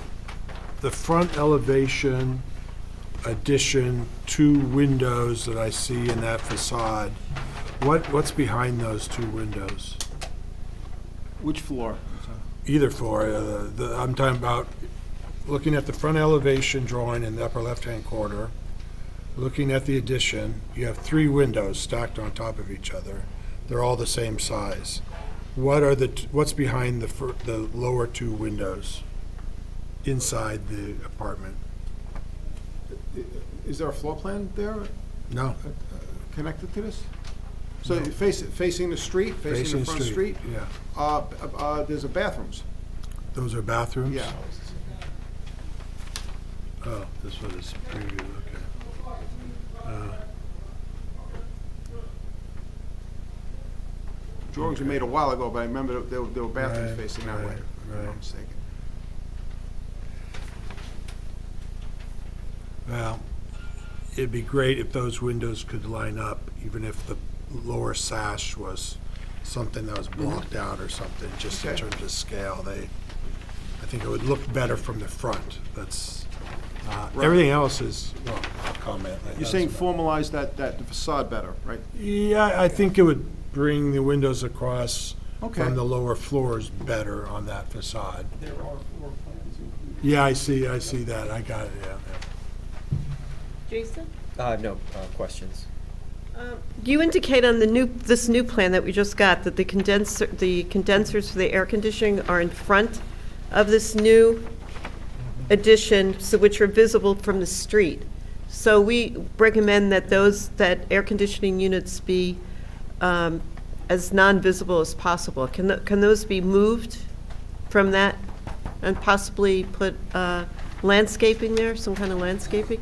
I was going to shield them with evergreen bushes. I could put a fence or something, or you mean like just really remove them completely? Maybe I can get them on this.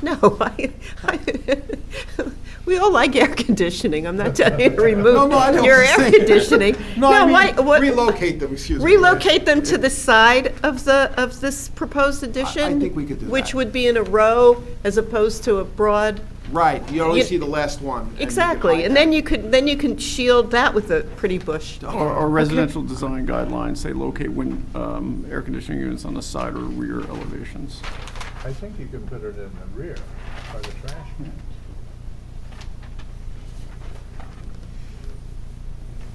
I think you can also put them in the rear of the trash cans. Yeah, in the rear corner anyway, away from the parking, yeah, okay.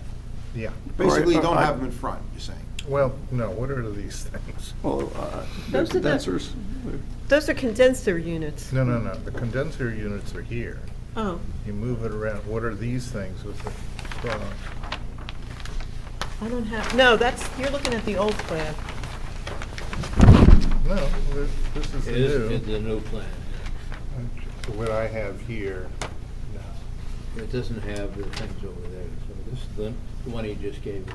Oh, yeah, what was that? Today's date. Trash. Oh, wow. It was trash. Trash can. It was trash can. So you could put it over there. Yeah, it's gonna be back of it. Yeah. Right, that would be better, and that way you don't have to maintain this. All right, so move them to the side or To to the the, back. or to the rear? Good. To side or rear? But my Okay. new thing is now to put them below grade based on, Yeah, what they did at the church. Yeah. That was terrific. you could just create an areaway and put them below grade. Great, okay, so that's what we'll write. Side, back, or below grade. Questions, Steve? No. Jerry? Question on the, two things. The window size on the front. The addition, the windows seem much smaller than the existing windows. Is that intended? Is there a physical reason for that? Oh, It just looks out of balance to me. yeah. Okay, so align and match with existing. Size, Size, yeah. right. Okay. I'm sorry, say it again? Align and match new with existing. Oh, With okay, us. Yeah. I'm sorry, it didn't look like it in the diagram, so. Second thing, the roofing and the facade material will be the same as the existing structural? Yeah. Okay, Exactly. and finally, is the reason for this to accommodate existing tenants? Or is you going from a 2-bedroom to a 3-bedroom? Well, in two cases, in one case, it was, we're not touching the bedrooms, we're adding a living room, because literally there's a kitchen and there's a sofa, and, there is no, and then, Doctor, you could address that. The problem is a 3-bedroom with 1 bathroom, and I have a family of a couple with 3 kids. It's really more convenient when they have another bathroom, especially if they are working couple and children at school. Every day they have suffering, so they complain, and I found out that adding a bathroom make it much more convenient for the family there. Okay, thank you. Those are my questions. I have one more question. On the old plan you had, and Tom mentioned it, what was a filler in the roof? Yeah. So what you're proposing now from the, from the Here's sides, the new one, yeah. is that the mansard roof, the flat part will go all the way across? It was a bad choice of words, filler. It sounds like a food additive or something. It's, the mansard roof angles down, Right. in, right? So as you go across, it also angles the other direction. When you put something against it, there's like a V gap there. All I want to do is continue the mansard until it hits the new part. So it's like a filler. It's an extension of the existing roof until it marries into the the new roof. So my first 2 comments in my memo had to do with this, because I still don't think your elevations are drawn accurately.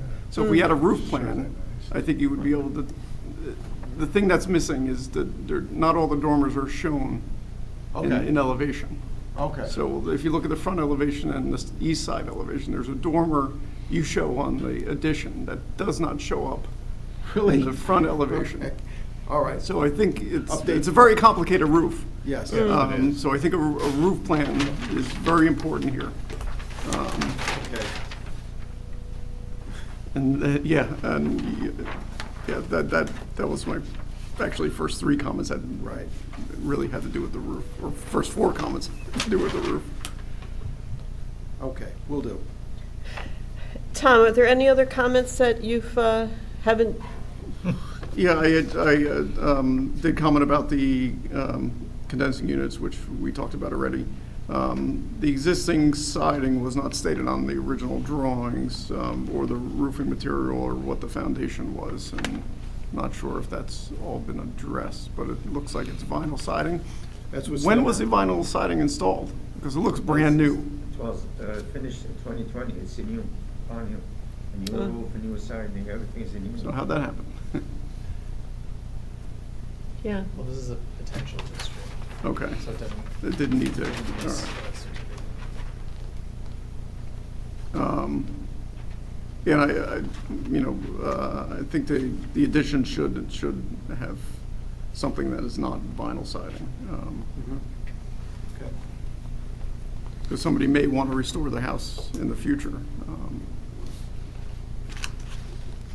And what you could do then, if you want to, is match the color of the vinyl. Right. Right. It With- would be difficult to match the color, because the vinyl is like maroon.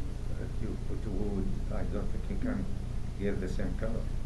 I think Well, if we use the same material, it will look much better as if it's the original. But you heard Mr. Conley's comments about it. Because we generally don't, You're talking about just the new part, right? Yeah, yes, Okay. what was that? I'm sorry. just the new part. Just the Yes. new. We're not telling them to take off the vinyls. And the roofing material is asphalt? Yeah. And that's new as well? Because I thought those asphalt, this is just for my, The roof is new? The roof is new. I'm the curious siding as to is where you new, got those everything. asphalt It was shingles, because I fully didn't think they were available anymore. Yeah, yeah. Yeah, they're hard to find, that diamond shape. Yeah. Yeah. That's hard to find. And all the new windows should have a historical sill and drip cap, and the casing should. Okay, yeah. because I suspect there it is on the original house, it's just been capped or the sills have been cut off. The drip cap like on the head of the window, right? Talking about the, And the sill, and the sill. yeah.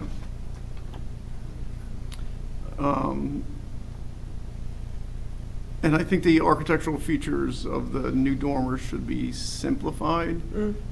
These drawings are not drawn accurately with regards to the detail at the dormers, right? There are brackets and things that Yeah. are on the dormers.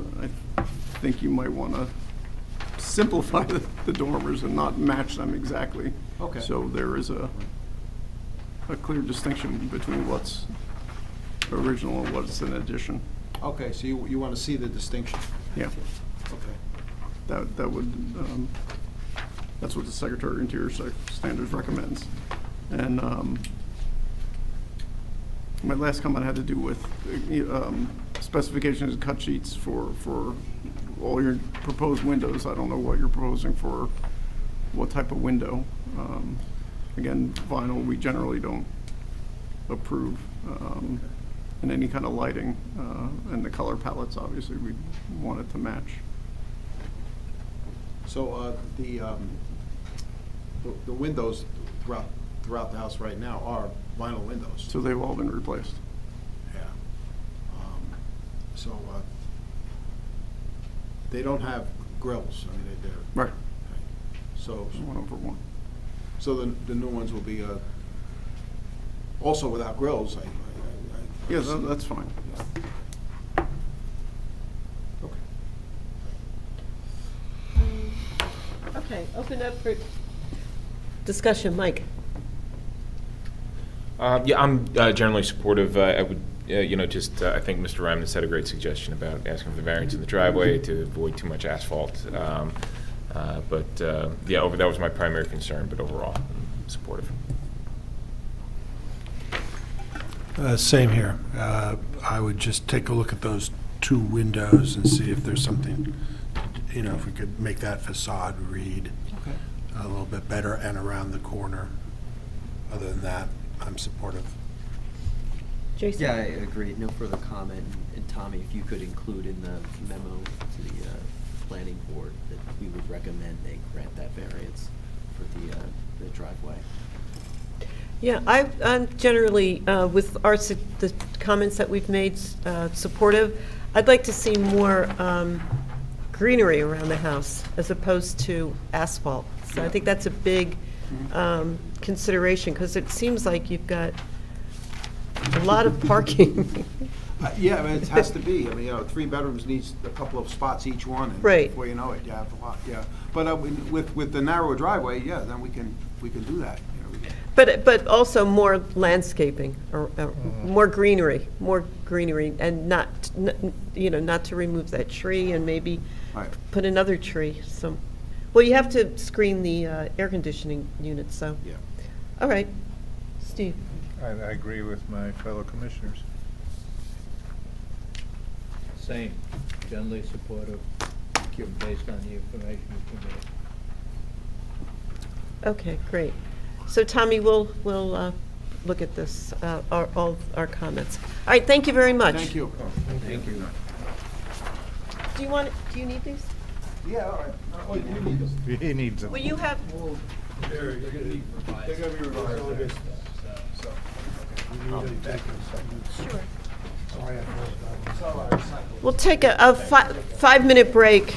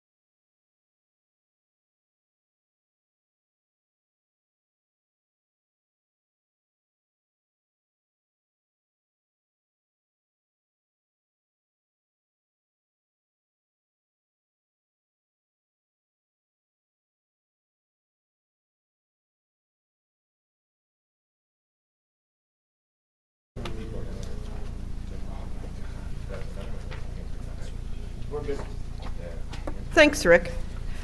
Okay, next up is application 2815 at 602 Bloomfield Avenue. This is a planning board referral. The subject property is located within the town center historic district and is a 2-bay wide, 2-story vernacular commercial building facing northeast towards Bloomfield Avenue. The building was originally a single story with a limestone facade and brick exterior walls, but now is a second story with parged exterior walls and asphalt shingles on an irregular roof. The applicant proposes conditional use of the building as a retail cannabis facility. The existing east side storefront is proposed to be modified to include a new entrance. New halo-lit signage and gooseneck lighting are also proposed. So we're not here to discuss the use of the building. We're here to discuss what you propose to do to the facade of the building. Good evening. Siobhan Spillane Bailey from the law firm of Huntington Bailey. Sorry. One second. I'm not going to swear. I'm simply an attorney. I won't be sworn. I am appearing on behalf of the applicant, Mad Gardner LLC.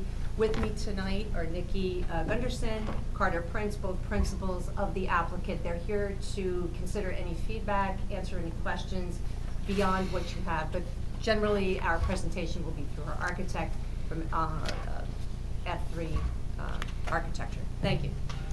Now you get to be sworn in. I'm waiting, I was excited. Do you affirm swear that the testimony you give this evening will be the truth, the whole truth, and nothing but the truth? Yes.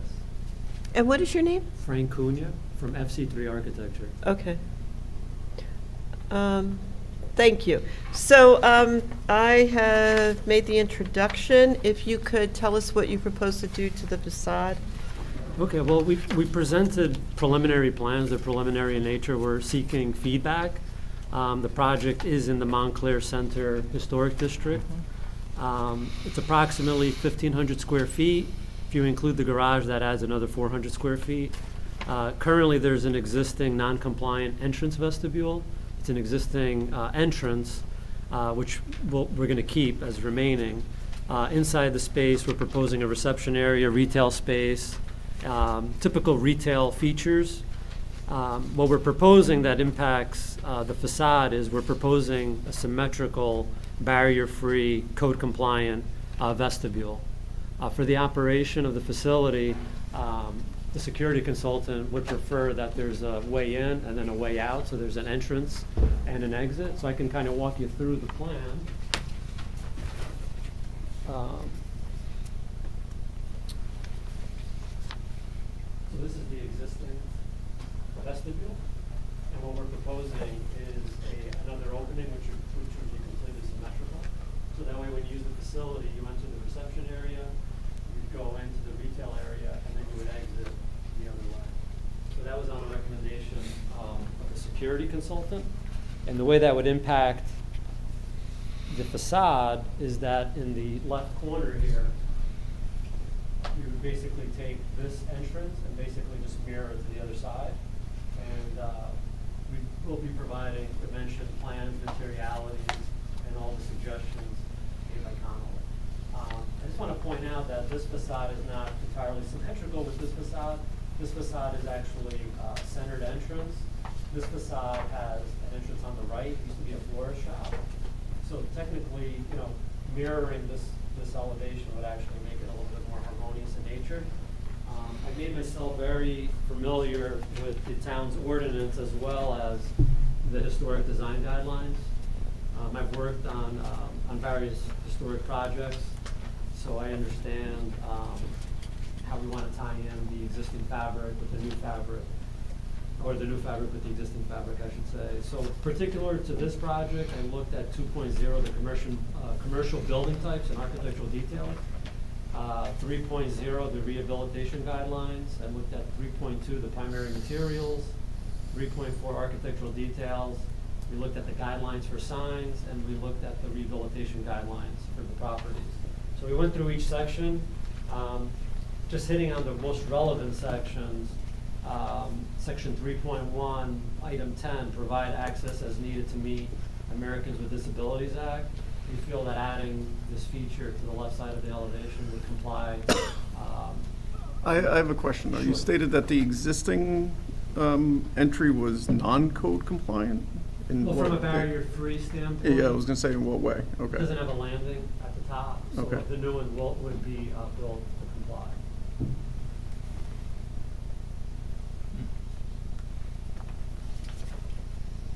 And then regarding the light fixtures, we're recommending what's actually in the guidelines, page 109. As an exhibit, I'd like to propose that the gooseneck lighting would be exactly similar to what's in your guidelines, as well as the sign. Oops, I did the wrong one. So the gooseneck was page 79, and the sign would be a wood sign, which is page 109 of your guidelines. So we're looking to comply with the recommendations of the guidelines. The most historic feature here that really has been preserved is the band, this ornamental band, which is the original roof line. So this was an addition which was done legally in the 90s. So I guess at that point, they were requested to leave this beautiful awning. So we're not touching it in any way. All we're requesting is the storefront replacement on the left side.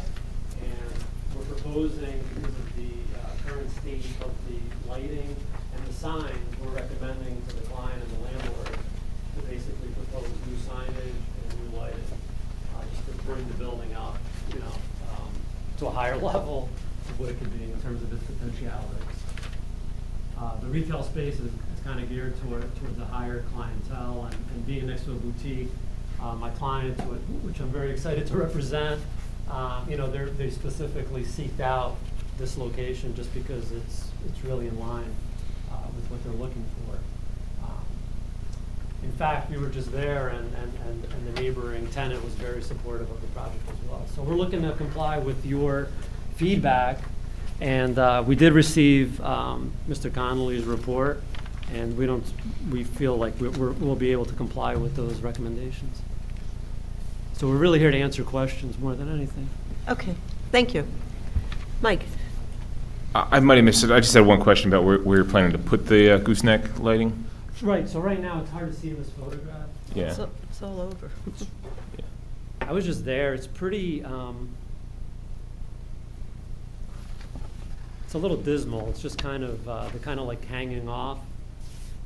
So I'm trying to work with the tenant and the landlord to have these replaced. So it'd be similar, but obviously we don't want to touch the existing fabric of what's there in terms of the cornice line. But we want to replace these guys. They're just kind of not really visually aesthetic. They're kind of lacking in the current state. And I'm sorry, were you looking to add additional, like maybe, I don't know, over the new entryway or anything like that? Or? I think we were just going to kind of go along the whole facade, so we might actually add a couple. I didn't get to that point yet, but I think that'd be a good idea. Okay, yeah, I think we would just want to know where they're going to be located. Yeah, the signage were limited because of the way the, not your ordinance, but the town's ordinance. You're limited to a certain facade and a certain height. So even though they can go wide, they're limited because of that band that they have between the historic cornice and the storefront. They really can't go much wider. Yeah. Unless we seek a variance for that.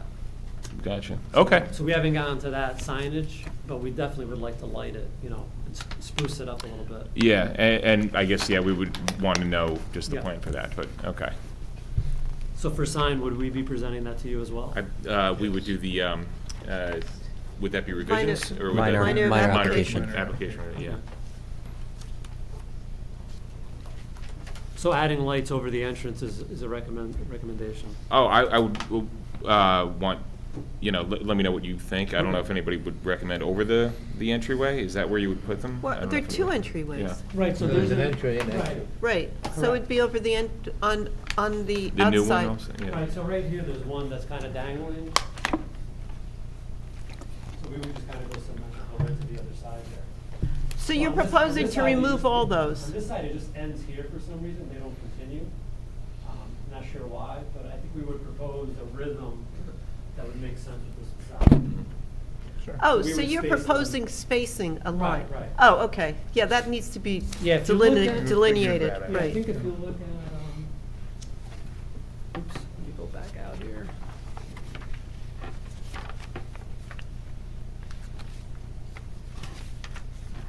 Yeah, so the sign's about 10 foot long by 2 foot high. So what we'll do is we'll put this signage actually on the elevation, so it'll all be tied together in the next submission. So we'll prepare the sketch. This hand sketch will become an actual architectural drawing with all the dimensions, and we'll include the signage and the dimensions on this elevation. That's all I had, thanks. John?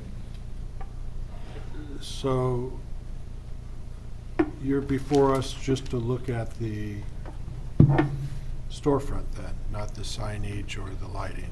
Is that what Not yet. I understand what we're looking at? My clients and I are willing to respond to No, I'm any just wondering what, comments. I guess that's all we're talking about Yeah. tonight, right? Okay. I don't have any questions. I just have a question in terms of just the circulation and the proposal of those two entrances. Is the idea to have security screening interior, so they go in, there's a vestibule area, that's when the carting, Yeah, as part and of, then as they part can of these just flow out? operations, that's Okay. typically what's requested. Okay, so I recall, I guess, what was it, like Scent, or it was Greenleaf Cafe before they had the security outside on the street, so everything will be internal? Exactly. Okay, And great. my clients will be testifying to that at the planning Mhm. board hearing. Okay. But that was the concept, is to Mhm. have a security screened area, and then people can exit. That seems to be the protocol, so. Okay. Is there, is there any contemplation of anything on the sidewalk at all, whether it's like, ropes for queuing or anything like that? I think it's by appointment only. I know you're not testifying, but if you want to nod or not appointment, okay. Okay. We could swear them in. I'm not sure. I don't want to really answer operational questions. I Yeah. don't want to say the no, wrong thing. I'm just curious in terms of, the placement of those doors where if they should be set back, to accommodate that. Yeah, for queuing. My clients don't see a need for queuing, so I can testify to that on their behalf. Mhm. That's it. So you're proposing a new storefront system, correct? Just for that one opening, we're trying to keep the existing fabric intact. I was just there, it's in pretty good shape, so we would try to maintain what's there. We're basically removing one panel. The one panel, the entire facade 17'4". Each panel's 5'4", so that works really nicely. Just by removing that one panel on the left, the one that's highlighted in red, that would become the new opening. And No, it I would- understand that, but what happens to the doorway there, and on that store? The existing doorway, that? It would remain. We would have That's two. the One would be the exit. entrance, one would be the Entrance exit. and Oh, just there, and then, I thought it was just on either side, I thought it was a big circle, okay. So then you're going to put will it mirror the existing doorway? Yeah. Yeah, It'll that's the mirror idea. the existing recessed doorway. Yes, that's the idea. Okay, I'm sorry, I didn't get that. And then this is a limestone facade, which is really quite beautiful. We're not touching the limestone. Okay, so you have to be careful with the lighting. Lighting on the sides. I think for the most part, we would use the existing locations, and we might have to add, following the same detail, we would add to the left there to encompass that entryway. Okay, so then you're going to, what is the bulkhead here? Is it cement with a limestone cap? It's a little bit dirty right now, but I believe it's limestone. Okay. That's this Which area. which you would have to remove there for the new door. No, that cornice is actually above, so the new door would remain in the existing limestone entrance. The doorway, the storefront panel would come out, and that would be a new. No, she's talking But Below. the bulkhead below the bulkhead window, Below the windows. at the street level. You're talking about the, you're talking about the The watermark? sill of the window. I got you, the watermark. Yes, we are proposing to remove that piece there for 5 feet 4. No. And does that return back into the vestibule then? Doesn't currently, but we Will can, it- will we can it? propose it. Yeah. Does the other one on the other side return into the vestibule? If you give me a second. Well, you can see here that Some it does. photographs? Yeah, okay. Well, it should return in the same way. So Okay, then yep. reuse that material to make the return. No, that's a good comment, thank you. It looks like it might, I could be wrong, I'd have to go double check, but it looks like it might be actually plaster, I could be wrong. Oh, no, but this down here, that's the original Right, that is- fabric. Yep. Yeah. But on this side, on this entrance, it doesn't exist, but I can add it to the other side. Yeah. Sorry. Oh, I see what you mean. I would just So when it turns reuse. the corner, it doesn't have it, it's just basically like a stucco. But if you Got want it. I'm talking about below. You're saying this lower, It doesn't this turn the element corner. there? It doesn't. It turns the corner here, though. It turns the corner on this side. No, Okay. I'm talking about, we're Here.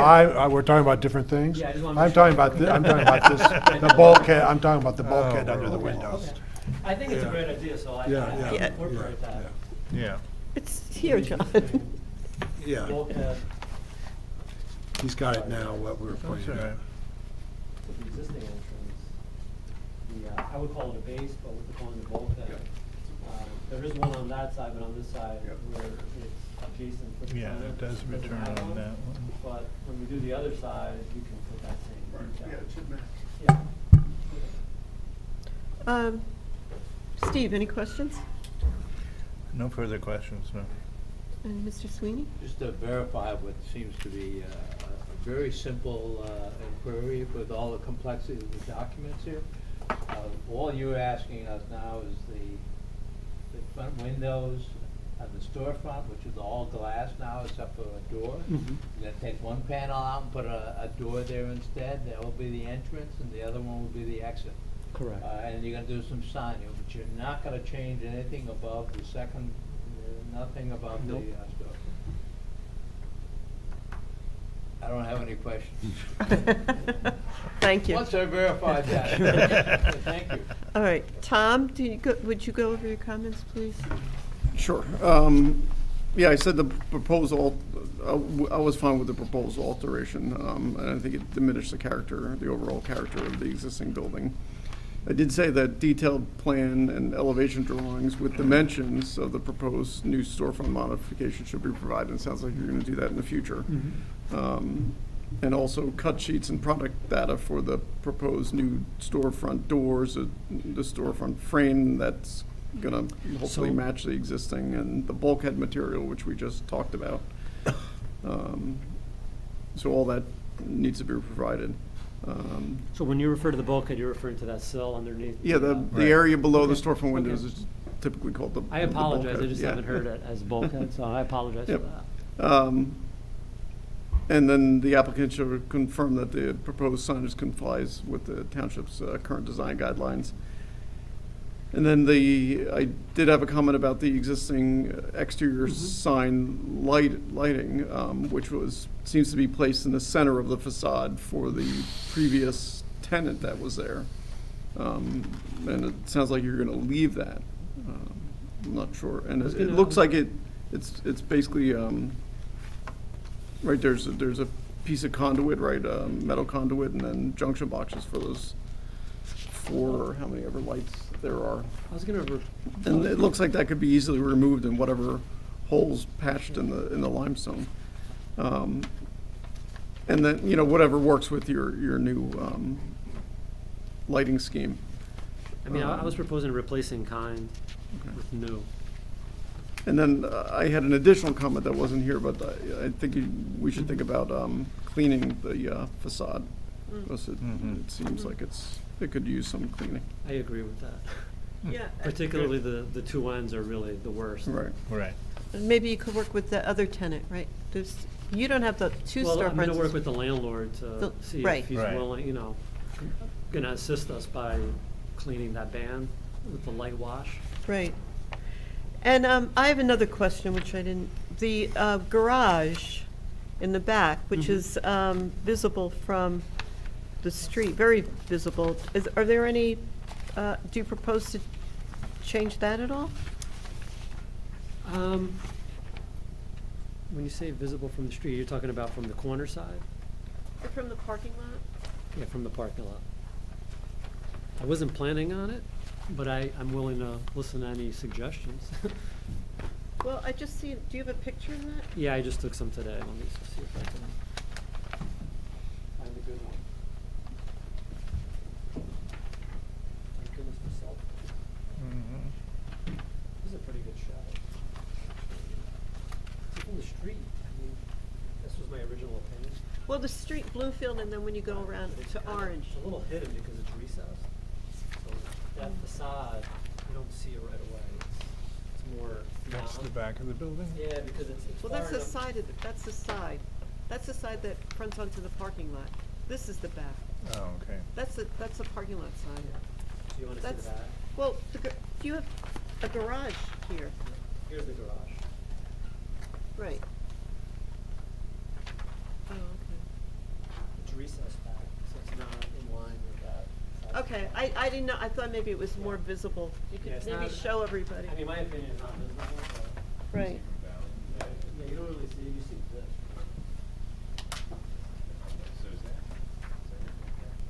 Yeah, for me, it kind of gets lost back there. So that's what you see generally, and the concern is,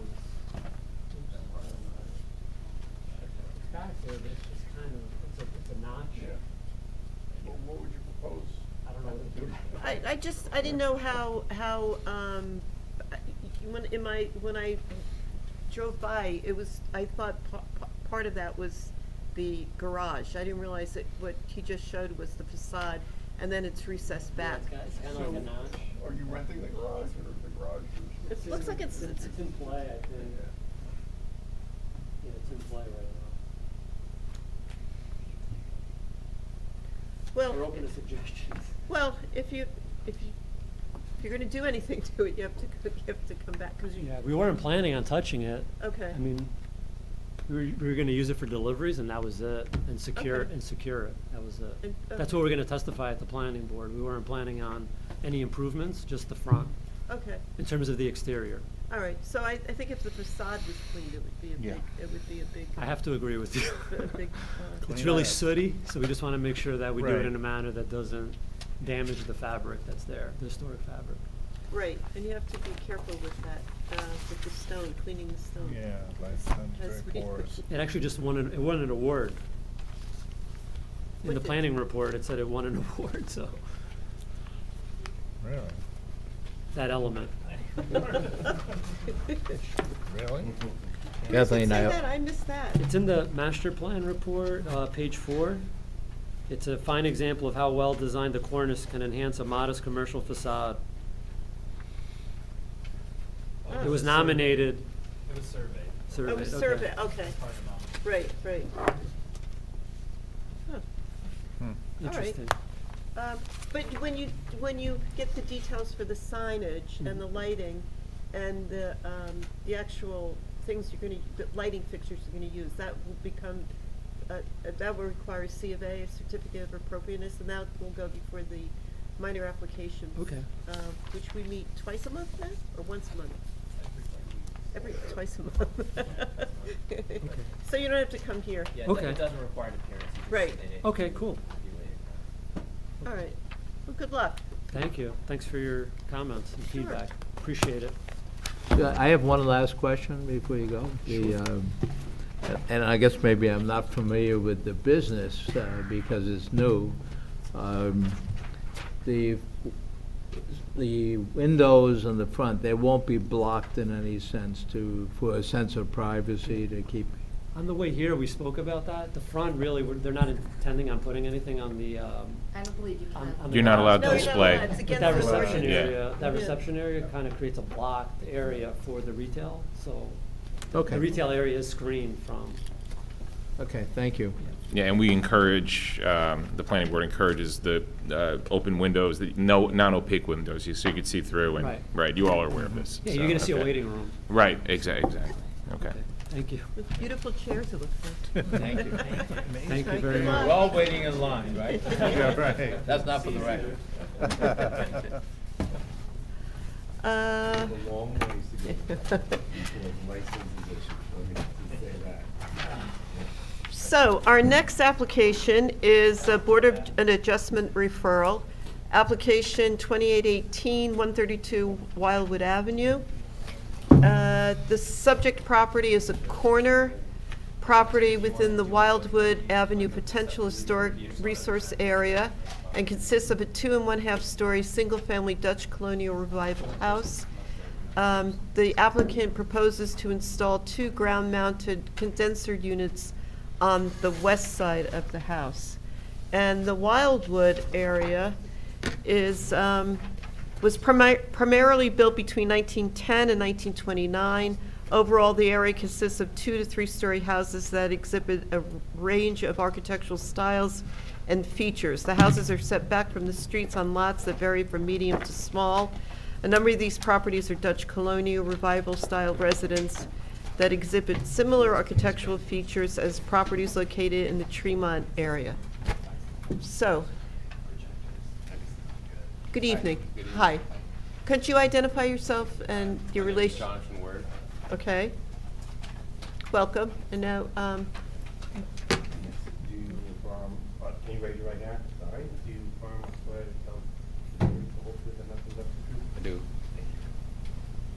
okay. You're the owner. Yes, myself and my wife are the owners of 132 Wildwood Avenue, and we purchased the property about a year ago almost.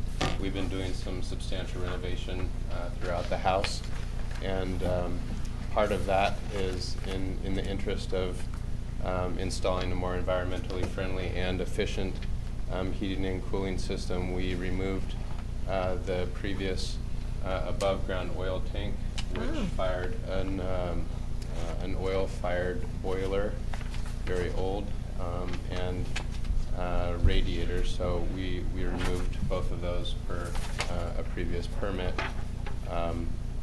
and we're requesting to put the HVAC condensers in the exact same location where the above-ground oil tank was, highlighted on yellow on the plot plan. A little bit small. It's on the west side of the house along Fullerton Avenue. The property is a small 5,700 square foot approximately corner lot on Fullerton Avenue in Wildwood, and that location is, in our opinion, the only real functional, practical, and aesthetically considerate location for us. Per the zoning restrictions, the only allowable location would be the 2 points in red on the south of the house, in between the house and the detached garage.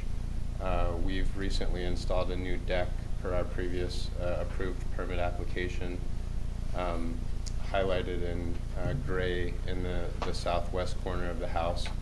And so this is a very small pathway, and really because of the location on the corner, it's really our only private area in the yard, because the west faces Fullerton. We're not going to put it in the front of the house, and then the side is a very narrow pathway on the east side of the house in between our neighbor's house, which there's no room for, but also I think that would be more of a nuisance than anything to our neighbors.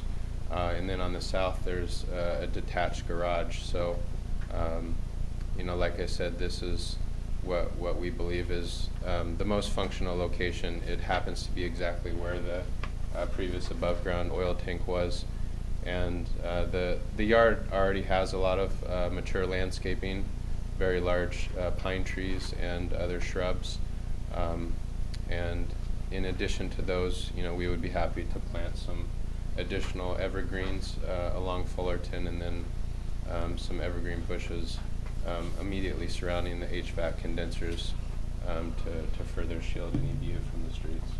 So I think that's the majority of what we'd like to say. Thank you. Mike, any questions? I think I just have a quick question for Tommy and Tom. Is the reason why it's recommended to go in the back rather than the side because it's along Fullerton, the side, because it's along the street? That's the only reason why it's being recommended? That's why they need a variance. That's why they need a variance, got it, okay. Technically, Because the it's a corner property, yes. property. Because only because it's a corner They have property? two, Yes, they have two two front front yards. yards, and you can't put. Oh, something right, in the right. Front yards. So Right, you're left with the side and the rear. yeah.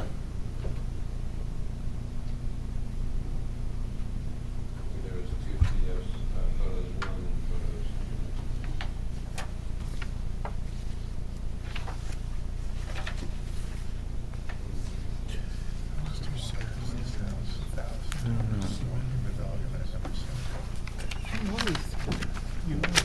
It was elevated on legs. Okay.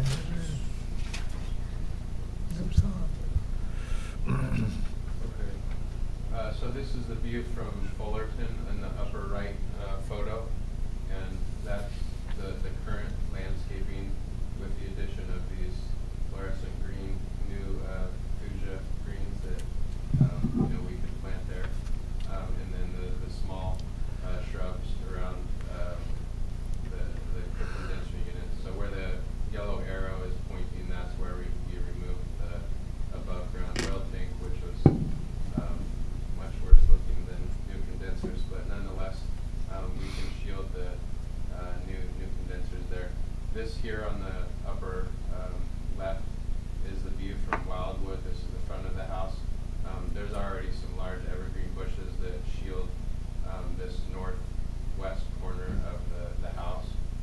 Nonetheless, we're happy to plant a few more trees here along Wildwood if that helps.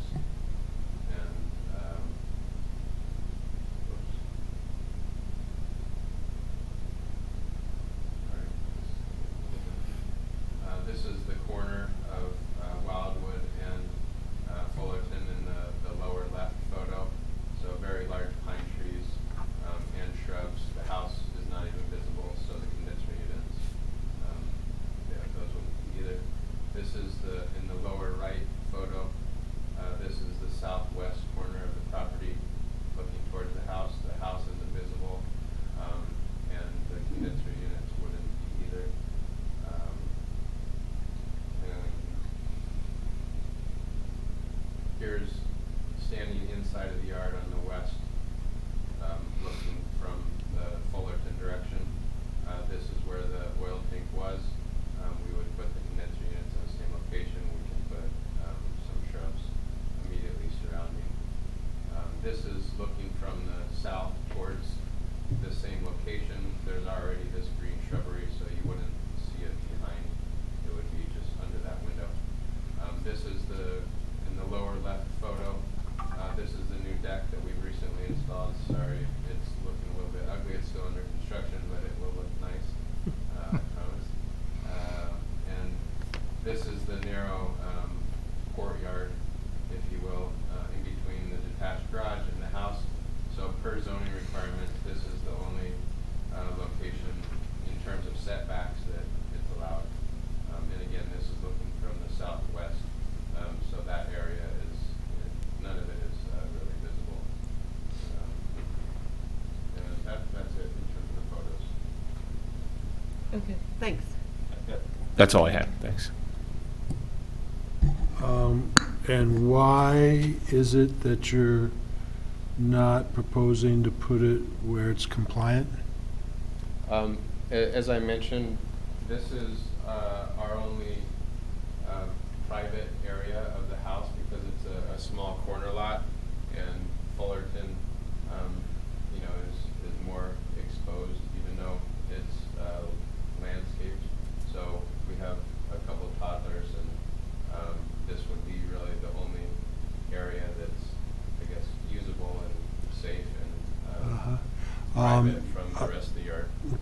So, but you're requesting a variance for front yard. You could move those around the corner into the side yard. We're requesting a variance for the side yard, not for the front yard is Wildwood. So just going back to the plot plan. They're both front yards technically. I understand. You're requesting a front yard variance, but Okay. you have and the other 2 yards, one's a rear yard, which is where you don't want to put it because of whatever, and then Yeah. you have your other narrow Mhm. side yard here of about 8 feet or so. Mm. Why not get a variance for the side I don't yard? have the exact dimensions with me, but there's probably, I don't know, between 6 and 8 feet. It's very narrow between our neighbor's yard. Right. And there's a pathway, so you'd have to put them right on top of our pathway pretty much, or directly on the property line, which wouldn't be per the zoning requirements enough for the setbacks, I believe. The 6 foot. 6 What's foot. that? 6 feet setback is required.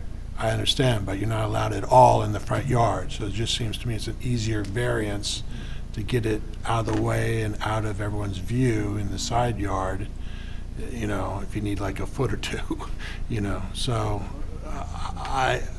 I'm not sure. I mean, I can, I don't have that photo. Here you can see in the upper left, there's.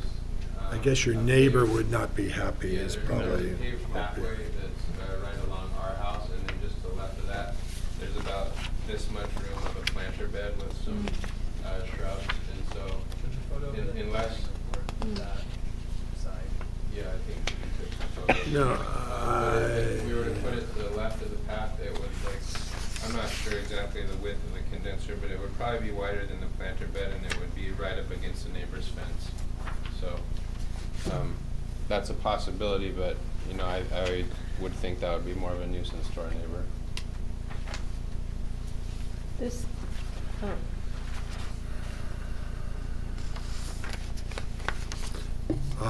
I don't, and what about, okay, I don't have any other questions. Thank you. Jason. I have no questions. Have you considered, in Mr. Connolly's report, the recessed,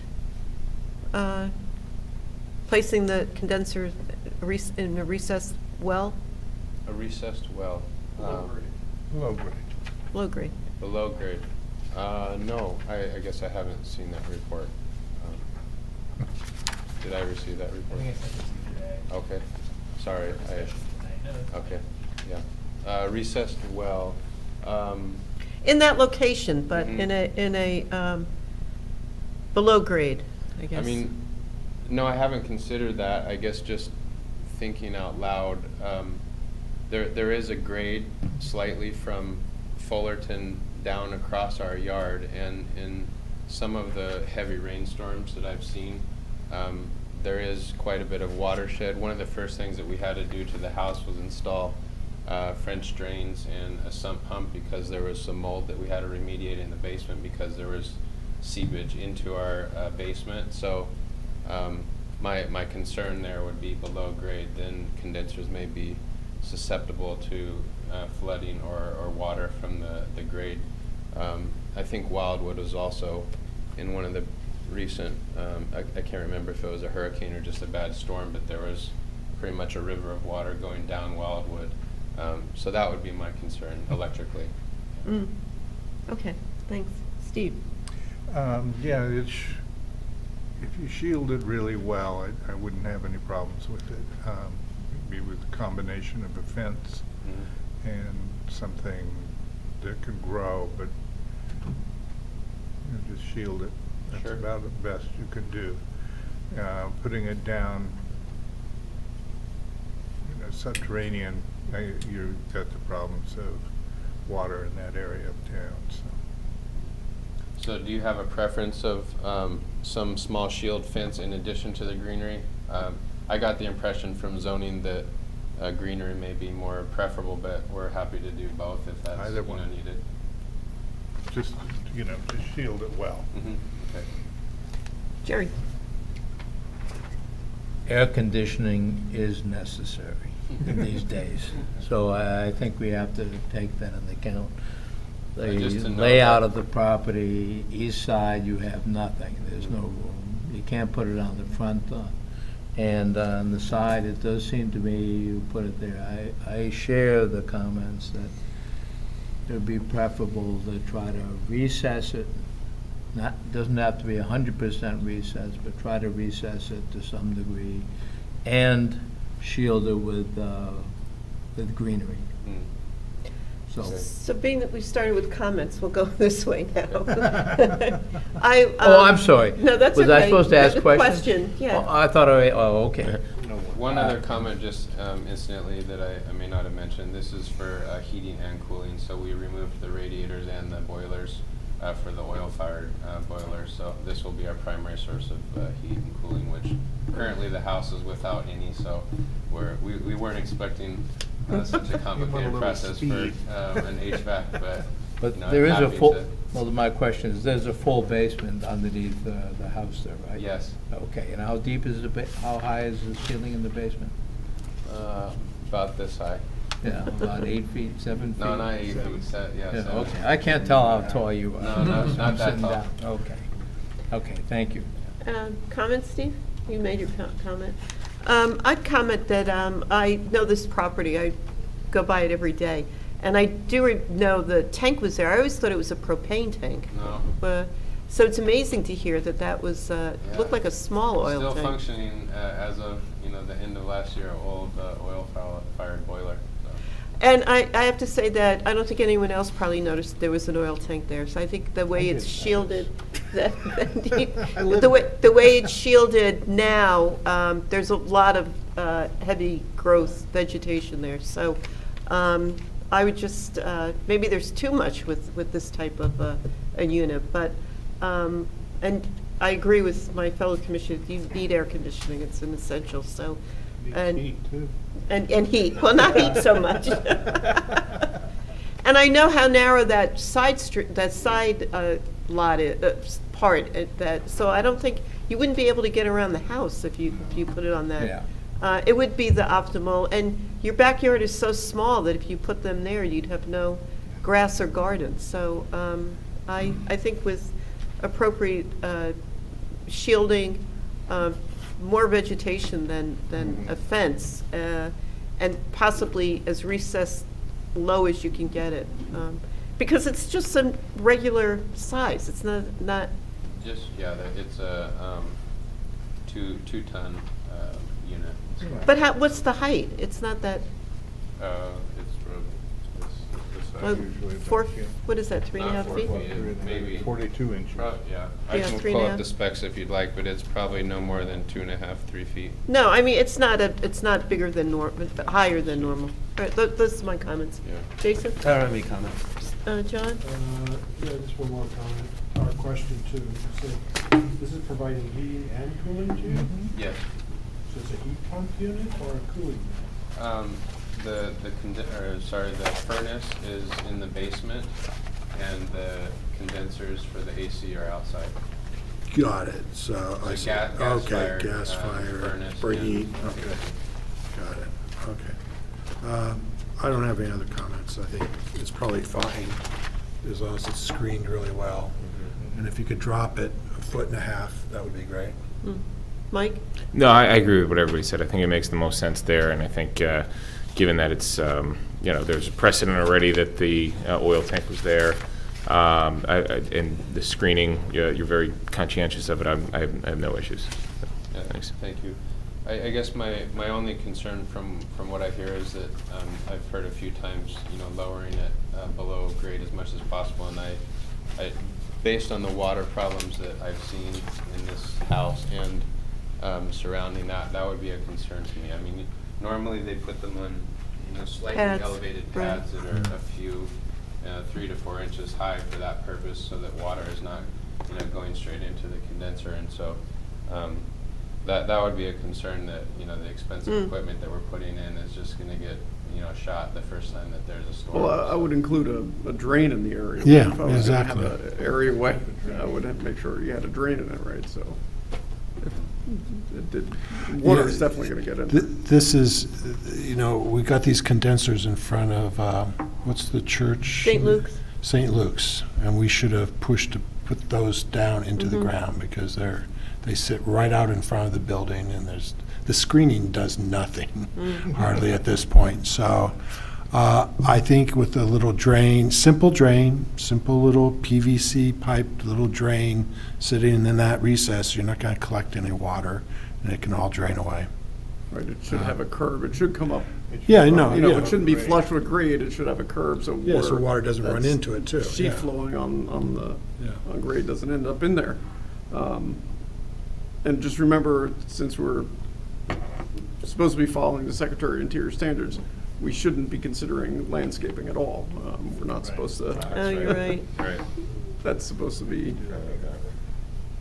So if, do you have also an interest in us putting some type of privacy fence or shield Yes. around it? Because I think that would block it entirely, and then we could paint it the same color as the house, and you wouldn't even notice the difference, I think, Just need between to the have siding enough of the house space. and the fence. Need enough space around the condenser so it could breathe.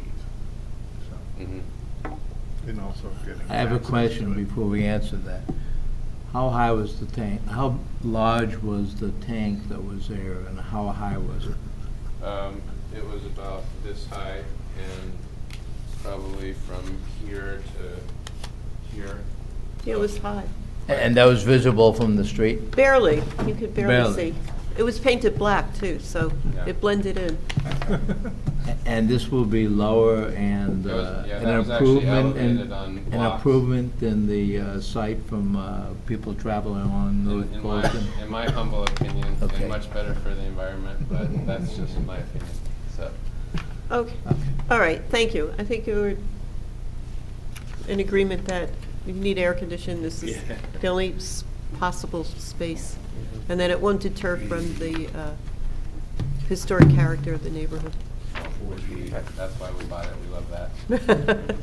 Thank you very much. Good luck. Thanks. Thank you. Okay. Now, moving along to the, next up for discussion of the residential design guidelines. Bring first the section 106 review. Oh, sorry, yes. Sorry. Whew. We have two 106 reviews.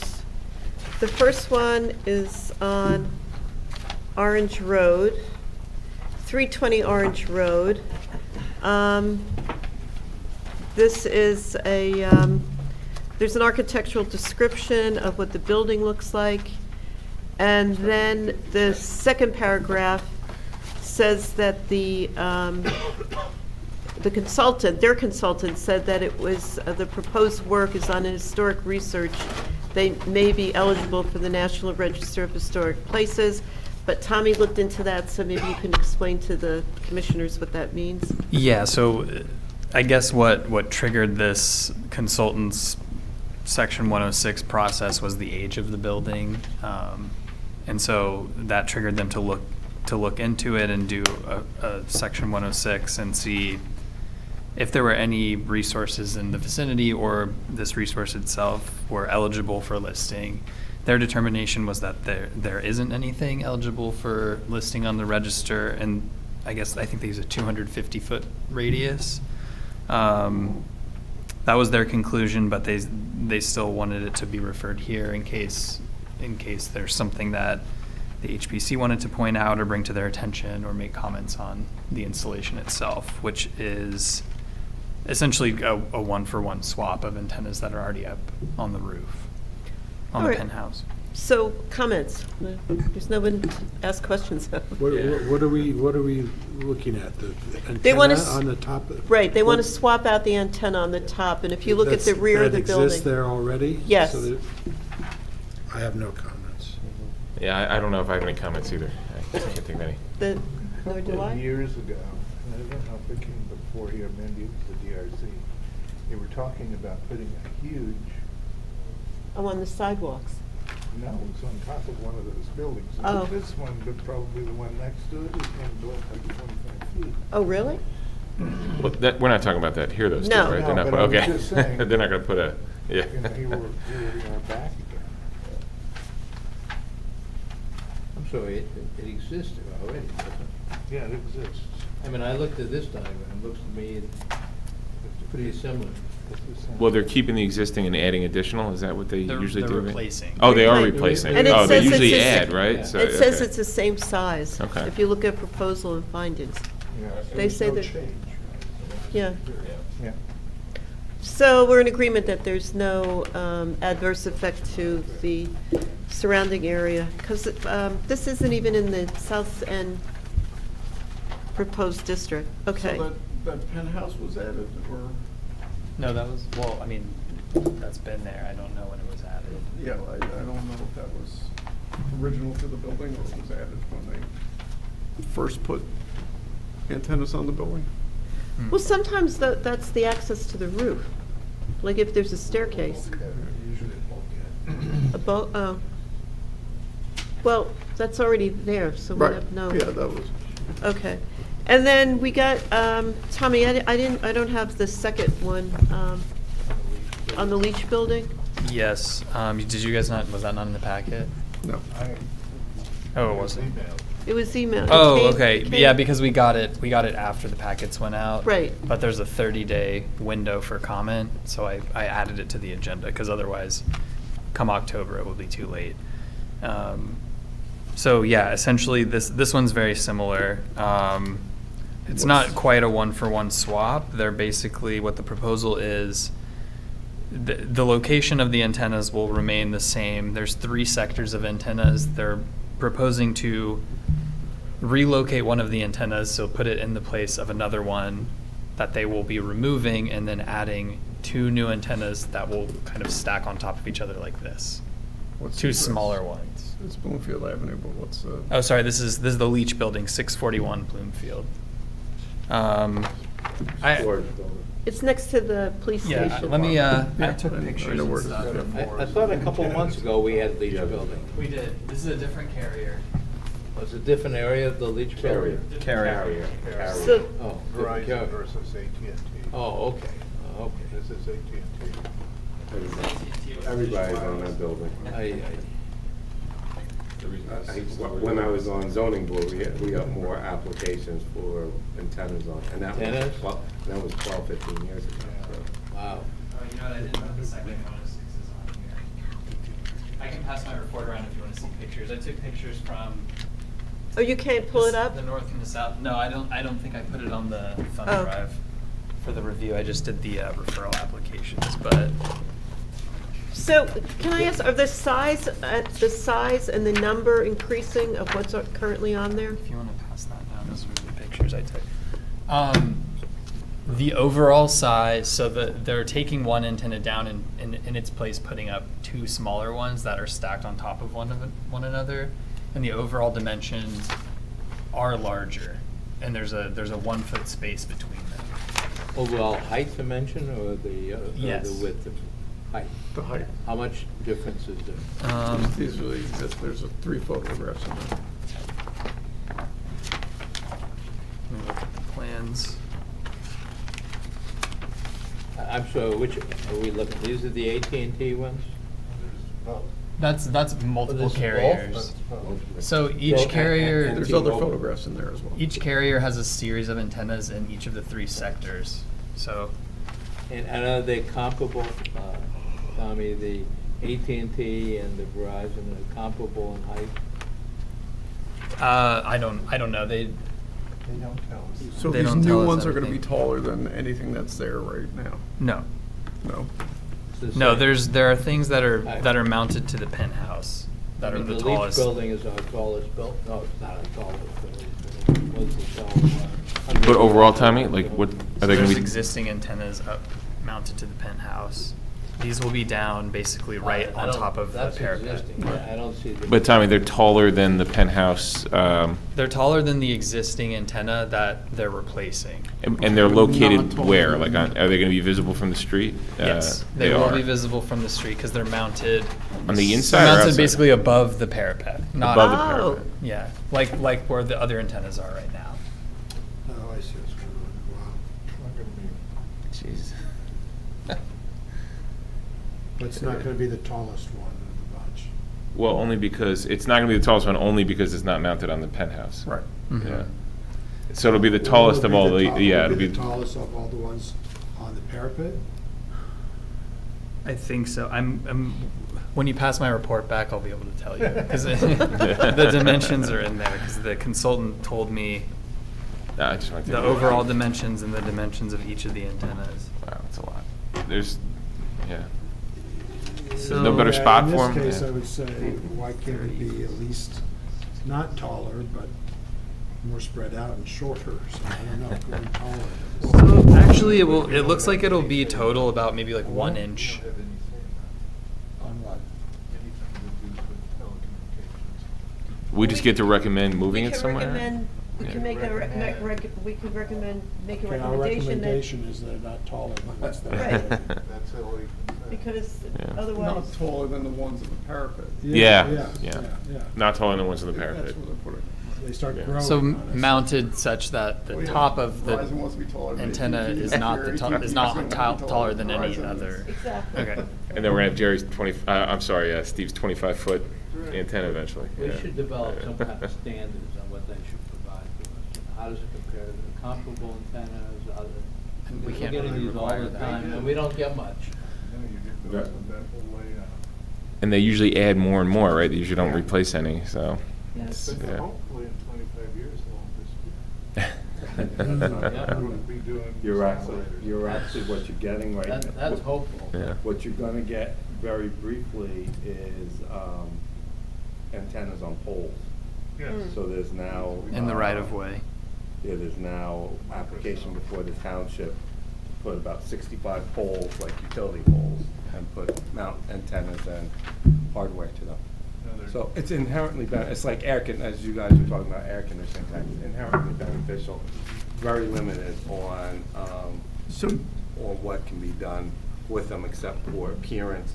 Height is part of it, but it depends on what their engineers are saying as far as, how much bandwidth they get and so forth and so on. But usually appearance is so what color they can be,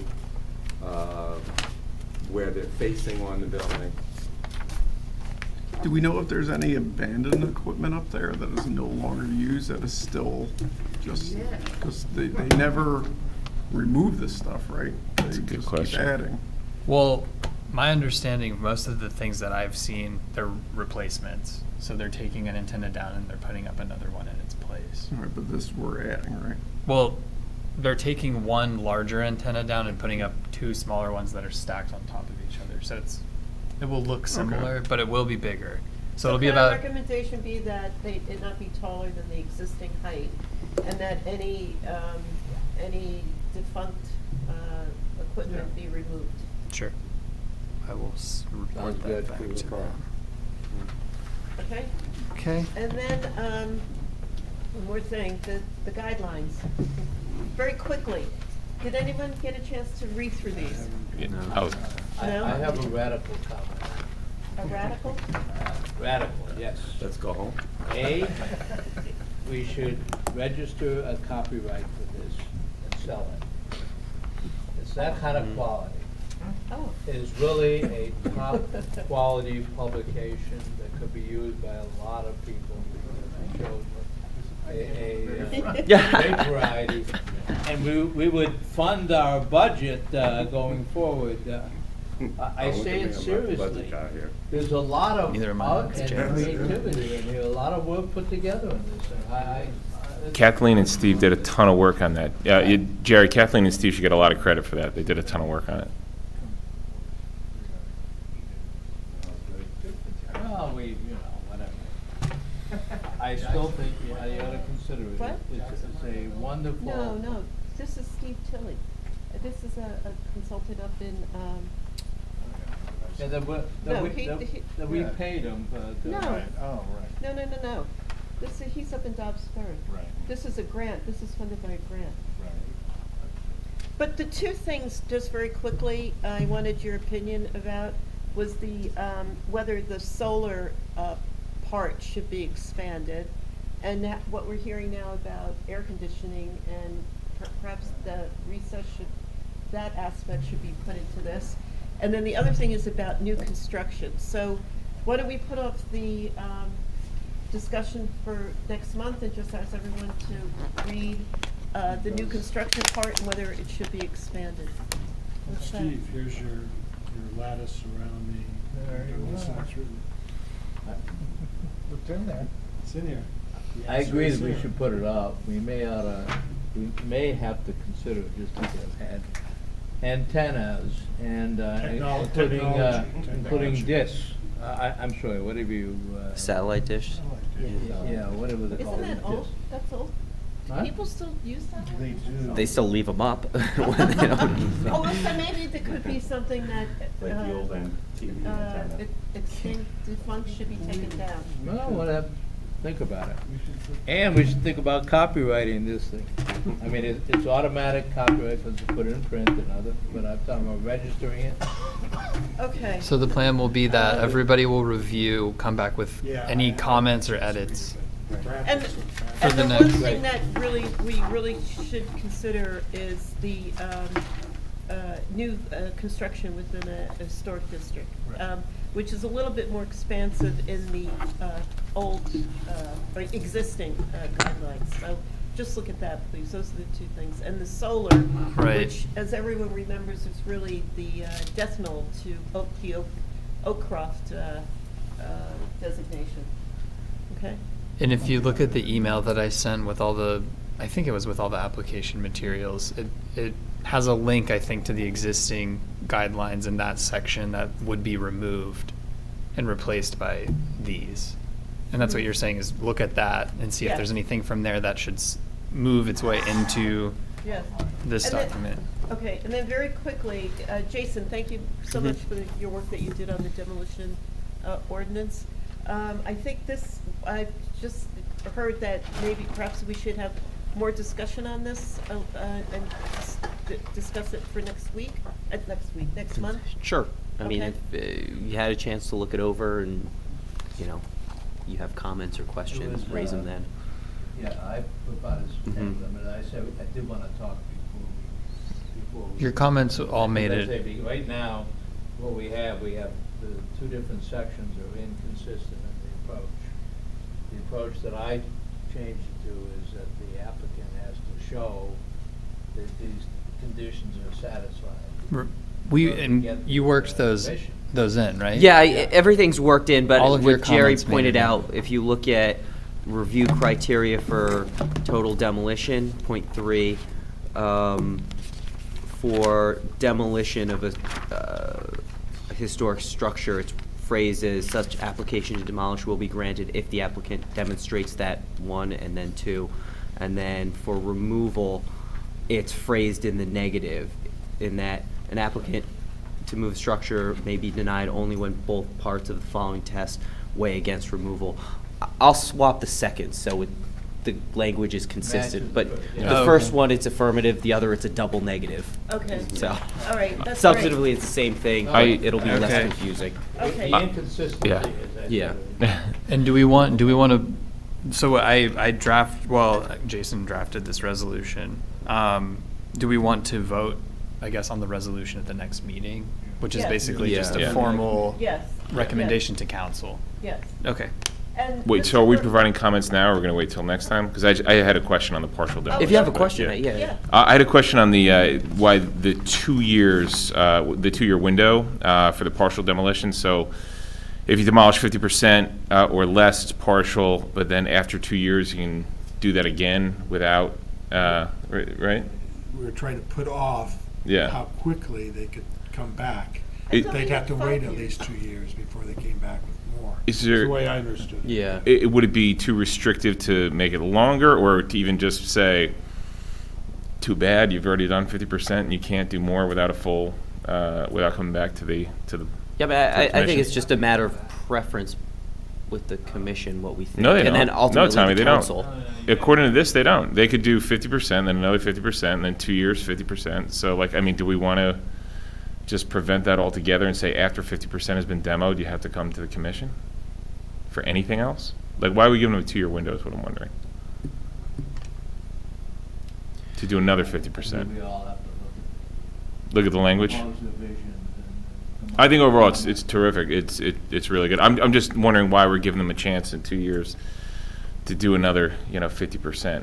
What page are you? I think the idea was just 2 Partially. years is like how long The partially demo section. Yeah. an approval lasts. Yeah. Like, that's the 2-year Oh. period for an approval, like if you get major site plan, absent an extension. So Yeah. that's the period for one project. Can we just make sure if they've already demoed 50%, they have to come back to us? I don't want them to be able to do 50% Well, without coming to us. that's the tricky thing. Because Yeah. if it's the So we life of the can't? site, how do you keep track of it? Like, if I demo a quarter of my property, sell the property, and then someone a else new comes in and owner, says, 10 years later, Jeez. decides Yeah. to take 10% off, Yeah. It's just, it's hard to keep track of it. That's a good point. So maybe we could extend that demolition, maybe 5 years Yeah. instead of 2 years. Yeah, if that's not That's too what I thought restrictive. we did. Okay. Yeah, we can do that. I mean, again, Okay. it's up to the council to decide what they think that period is. Tracking mechanism. Exactly. Because Yeah, the farther out it is, the harder it is to Right. keep track. Right. unless it's Right. Mhm. Oh, so we wouldn't know if they've done 50% already. It comes down to enforcement now, right? Comes down to enforcement. Yeah. Yeah. Yeah. If we have a question, we'll have them give us historic photographs. They'll have it. People have it. I mean, if you're taking down a substantial chunk of your property, though, you have to get some sort of permit, right? Yeah, So- but I don't think our office. Yeah, you we won't don't see it. issue any Okay. And just a last note, Mr. Bird, you reviewed this? I looked at it, yes. Okay.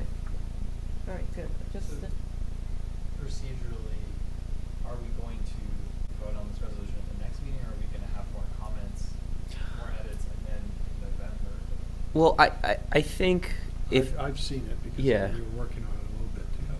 But I'll make those changes that were suggested here, and then we'll send it out again.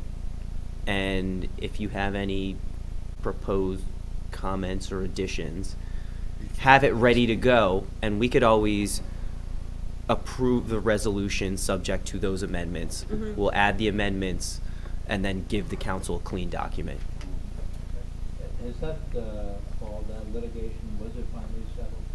Moranis, Excuse me? Moranis? yes, Yeah. Union Street. It was dismissed, they dismissed it with, Voluntarily, but that doesn't- dismissed, Now They, it's back to- they decided it wasn't worth the expense and litigating and the uncertainty of 2 years. They decided to try to, move forward with some type of, renovation or something. some sort of what? Renovation. that's possible. Partial demo. Renovating. So they were able to figure it out at the end of Right, the well, year. and once they put their site plan together, when they do that, we'll probably come back before you have to. That'll be, thank you. So I don't think there's anything further on our agenda, nothing further to discuss. We'll see you next month, October 11th, what? 13th, October 13th. All right, thank you, everyone. Thank you. Good night. Oh.